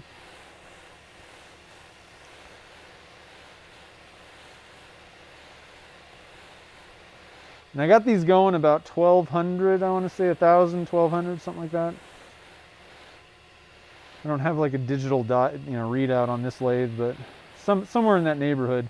These are 8-inch wheels though, so if you had like 6-inch wheels, you'd probably go a little bit faster. 4-inch wheels definitely faster, so it kind of depends on what size wheels you got, how fast you want to go, but you really don't need to be going super fast. I don't have a recommendation necessarily on what speed to go with, you know, smaller diameters, because I just don't really have any experience with them, but I don't know, maybe like I'm trying to think. Offhand, I don't really know.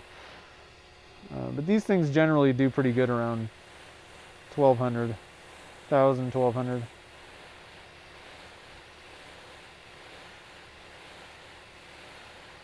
And then I actually finish up on the white diamond the other way. It just, to my eye, it seems to look better when I finish up on that white diamond this way.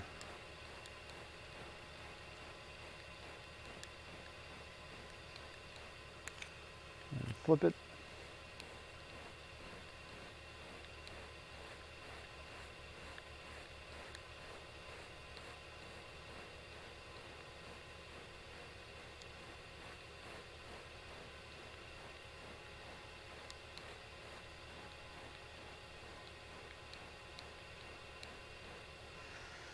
All right, so and then I like to finish up with another wheel. Actually, I started using the car polish. I don't know how well that's going to show up on the screen here, but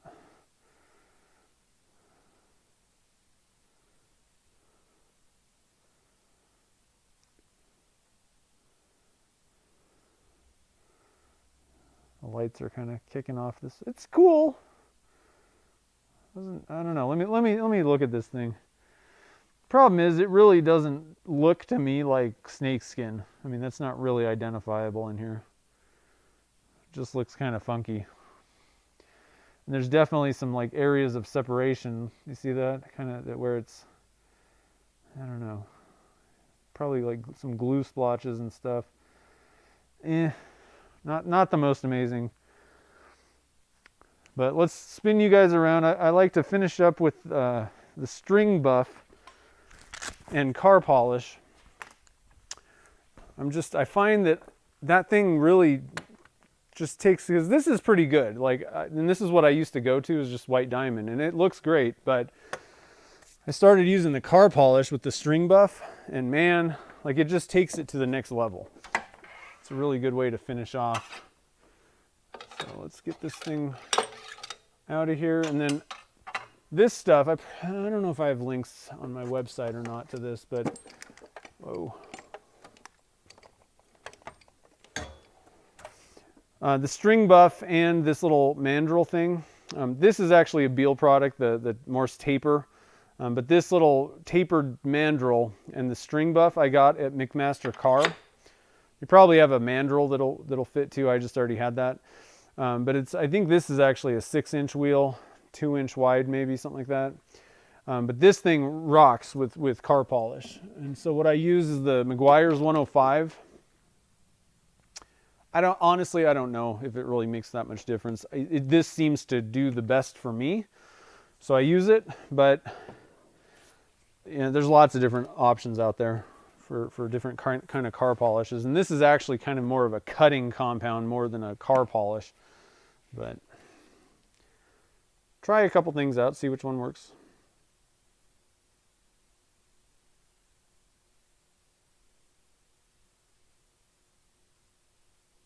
Sorry, let's see here. My book of casting ratios? No, that's not, it wouldn't even be worth it to me. You know, nobody's going to pay me as much as it's worth to me, unfortunately. What is that machine? Are you talking about that other little lathe with the buffing wheels on it? It's just a mini lathe. that's what you were asking. Yeah, hit the shower. Come on. Okay, so we got this thing ready. Let's get this thing rolling at the right speed. I usually run this around 1200 as well. A little bit of a wobble going on. That's odd.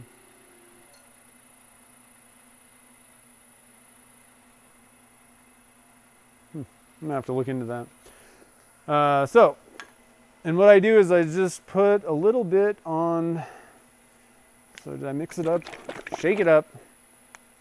And this stuff is super thick. It actually doesn't come out of that little spout. So hopefully I'm on camera. I can't tell. And I just put a little bit on here.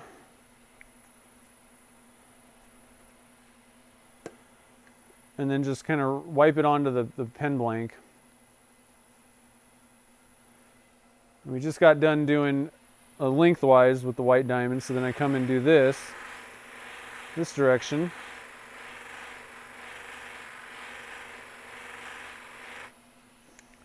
And then finish it up lengthwise. One thing that I'm just now thinking of, I don't know that I really sealed everything, and so some of this, the one problem with these polishes is if it can get into the blank, like I might have some white spots here and there now. But the rest of it looks absolutely fabulous. So let me get behind here. It just adds just a little bit of pop. That sparkle, that gloss. It's not wanting to work.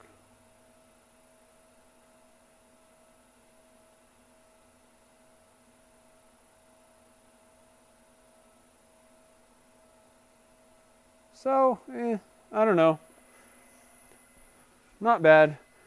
We did get a little bit, maybe, I could have maybe added a little bit more mica. I was trying to go really, really light on that.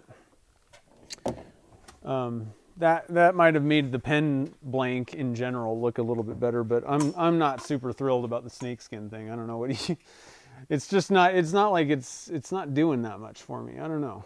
What do you guys think? Let's see what you guys are saying. You guys like it? Yeah.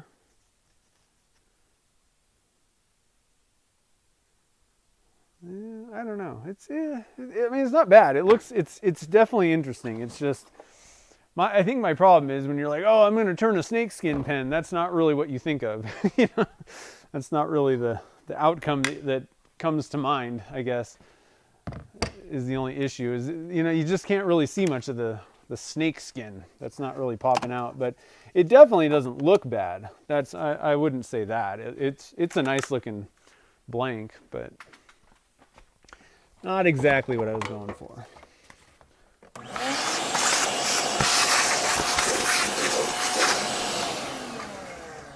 Okay, so let's see here. What do we got? I gotta get my table up.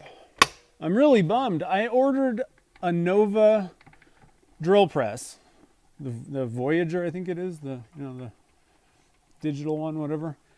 I ordered that thing like 2 months ago, and they said that they were going to get it in October, and I still haven't gotten it. And I'm like, really? All right, so we got that table set. I got to go get a pen kit. I forgot about that. Oh, and put a little wood block. You guys can see what's going on, right? Other way. All right, so let me go get a pen kit, and we'll get this thing finished up here. So again, you could put a Sierra or Wall Street. They're all kind of. There's lots of different ones. I'm just using a Sierra Chrome.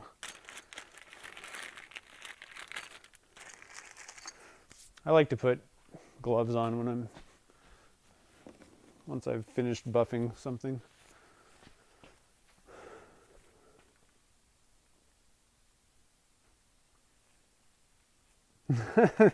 The best Galaxy blank ever with snake skins. Yeah, it doesn't. I mean, yeah, it does look pretty interesting. It's got a lot going on. I will say that.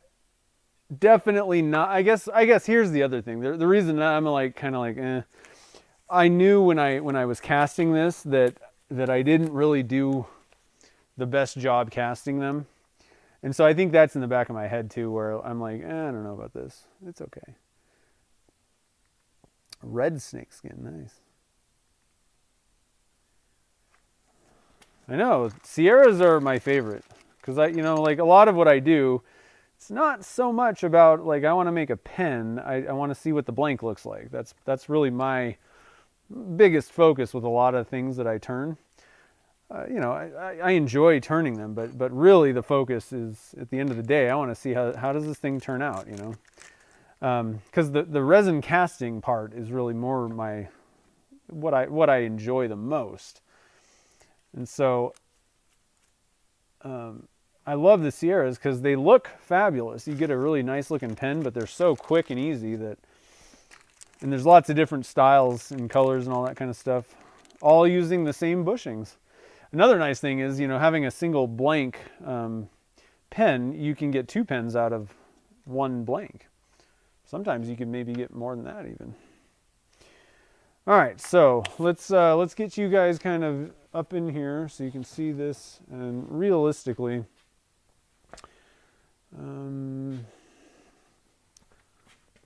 yep, that's the wrong side. So I'm going to switch camera views real quick and then drag the camera all the way around my shop real quick here so that you guys don't have to watch that. But I need to come in really from the other side. That's the best angle on the drill press because my hand's just in the way.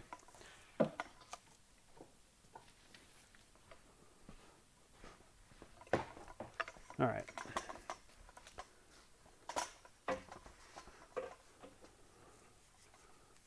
Now we're talking.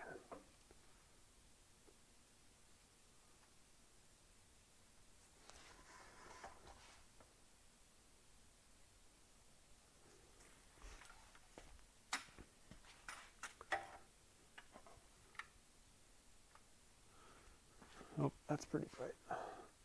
Oh, that's pretty good. Okay. I think we're ready. Switch you guys back.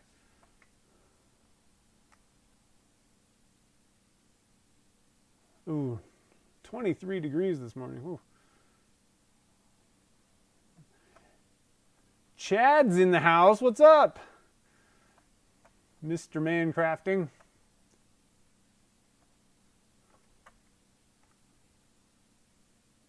Sorry, I was reading the chat. People talking about snow. I was like, snow? Where? I like snow. Okay, so let's see here. Was there any... I'm trying to... I think there was an area that had a little bit of a kind of a divot. Maybe, I don't know. Just seeing if there's anything. The nice thing is if you're making a pen with a clip, if there's anything that you really don't want people to see, you want to kind of cover up, then you use that clip very wisely. Now there's this little thing down here that I don't love.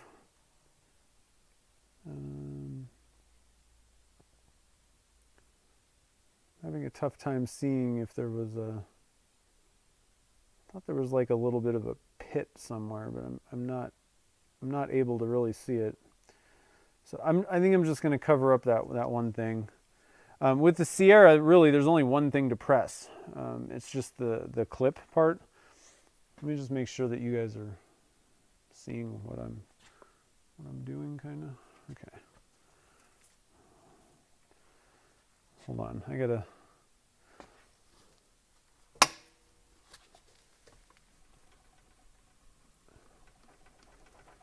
raise this thing up a little bit. There we go. Okay. So one thing, one press, and then you can just pop the front end in, and we got a pen. So let me stop shaking. That's pretty bright. Not too bad. I mean, I do like this pen. This pen looks pretty cool, but I just don't, the snakeskin part of it is just not really showing up, But that's okay because we're going to have the handle blank. That thing will definitely show up, I think. So as long as that turns well, I think we're going to be good to go. We're going to be rock solid. So the blanks are turnable if you take 2 hours to turn a pen. I think that's what we found. So let me bring this camera back over here, and it's easier to, there's better lighting over here, so I'll give you guys another view of this thing. And it's just easier for me to see as well over here. See what I'm doing. And then we'll flip back to the other view, but not too bad, you know. The pen turned out good. The blank looks pretty good. There's definitely, if you're a discerning pen turner though, there's a lot of things going on with this blank that I'll point out. And I know everyone's like, oh, don't tell me the flaws, but I want you guys to know, you know, some of the stuff that I'm looking at here that I don't really, that are not the best parts. So one of the problems is, so what I use, let me just look at this. I'm pretty sure, now I'm not sure. I think I might have used a black tube. And so you can see there's like black areas in there. But the problem is there's also these kind of like light areas, and those are like glue splotches. And because it had cracks, you know, throughout the blank, I was constantly adding more glue, so that kind of filled in and also created more of these like weird pockets. So that's one of the problems that I'm having with this blank that's not awesome. Now, as long as you don't really care about that, it creates interesting things going on with the blank. I like the colors. It's very tough to tell. I mean, I probably should have added more mica powder, but I really wanted to make sure that we could see the snakeskin. But I mean, there's no part of this where the snakeskin is really apparent at all. Like you can't really see it in here. So I guess that's the disappointing thing for me. But overall, I mean, it's a pretty cool looking pen. Especially if you hold it, you know, a foot away from you. If you're not really like up close, it's a pretty nice looking pen. It's got a lot of weird stuff going on. Pretty cool. Interesting, fun little experiment. Now, the one thing I will say is if you have, so let me just show you guys the handle blank and how that compares, because some of you guys maybe didn't see this yet or see the casting. So now that is going to be a lot cooler, I think. And we'll make some sort of a handle. You could make bottle stoppers, something out of that.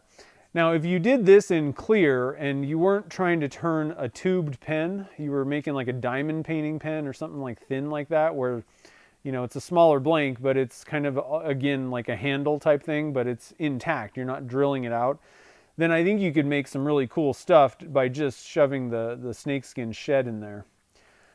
So different stuff. I'm just not really, I don't really think that snakeskin sheds just tossed in resin with color for pen blanks. I don't think that I would recommend that. I don't think that it's really worth the time. Oops, that's the wrong one.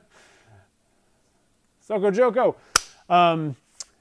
What else was I going to say? But, you know, I think that the sheds in a handle are going to be good. And then the other thing is, and this is something that I don't really know a whole lot about, and it's a pretty tricky ordeal, I think, using real snakeskin, tubing, you know, doing a mounting that to the tube. That is what, you know, people pay good money for those types of blanks. Those are pretty cool looking. But even with the shed, I'm thinking that if you did like a dark tube and then mounted some of the shed, especially if you had a good pattern, like the darker stuff in this, that's probably pretty cool. And so that's something that we'll definitely try down the road. I'll try and, you know, mount that to a tube, and we'll do tube in casting where you're not even cutting into it, and you should hopefully, you know, definitely see that snakeskin pattern. I think that'll probably be a better way to use snakeskin sheds overall. But I wanted to just dunk it, you know, and see. A lot of times you think you might, you know, maybe you have some idea of what may come from something, and it ends up being totally different. Or you think it's not really going to work, but it ends up being the coolest thing ever. Like, so, you know, it's always fun to test out. Now, I'm not going to sell these because I think that most likely, I'm actually really surprised that I got through that without any major cracking or anything like that. So I'm not gonna sell the rest of these things. We'll have to, you know, maybe use them for something else. But Anyway, I hope you guys enjoyed watching the show. So let's see. I'm going to scroll up and see what's happening here. See what's going on.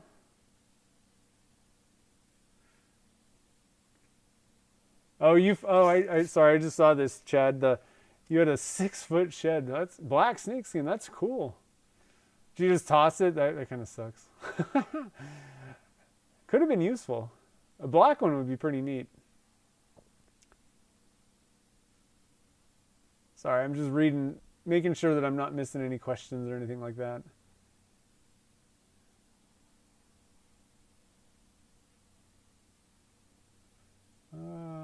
Sorry, you guys are having all kinds of conversations. It's hard to tell if I'm missing anything.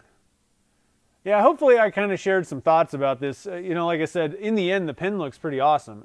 So if somebody came up and was like, "What do you think of this pen?" And I didn't make the blank, and I didn't have any preconceptions or anything. I'd be like, "Well, that's pretty cool." What is it? Is kind of, I guess that's the one thing that I will say about this is it almost looks like flowers. I don't know. Like I'm trying to think if there's any specific flowers, but I've seen people cast like the potpourri flowers. I got to be honest, that is what this looks like to me. And that is cool, but so somebody hands you a pen and they're like, "Oh, look at this. What is it?" And they're like snakeskin sheds. That's kind of, there's a little bit of fun there. But it's a cool looking pen in general, but I just wanted to kind of share some thoughts about, what I probably had some preconceptions in my head about it. So anyway, so I don't think I'm seeing any questions or anything like that at the end here. So we'll be back on Friday. I don't know what we're casting. I do know one thing that we are casting. Maybe two. Actually, I have another idea too. So I don't think I'm going to have time to actually get this thing turned myself. I have projects just lining up, right? Honestly, that have been like backlogged. So what I'm going to do is we're going to cast this on Friday, recast it, and I'm going to send this back to Mike Soko Joko, and have him hopefully he'll have some time to turn it. But eventually, hopefully he can get this thing turned. So we'll do that. That'll be one thing. And there's a couple other projects that I kind of need to start working on. So it'll just be, I'm not sure. We'll have to just see on Friday what we end up doing. But we'll do some resin casting fun.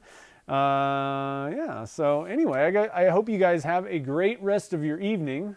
Let me just make sure I'm not missing something. Oh, well, thanks, Tesha. I'm glad that it's helpful for you. Glad you're enjoying it. But anyway, guys, have a great rest of your evening. Let's see, what day is this? This is only Wednesday, so don't have a great weekend yet. Today's just hump day. Have a great rest of the week as you roll into the weekend. And I will see you guys on Friday for some resin casting fun live. So I'll talk to you guys later. Thanks for joining the fun tonight. And I will see you guys all on Friday.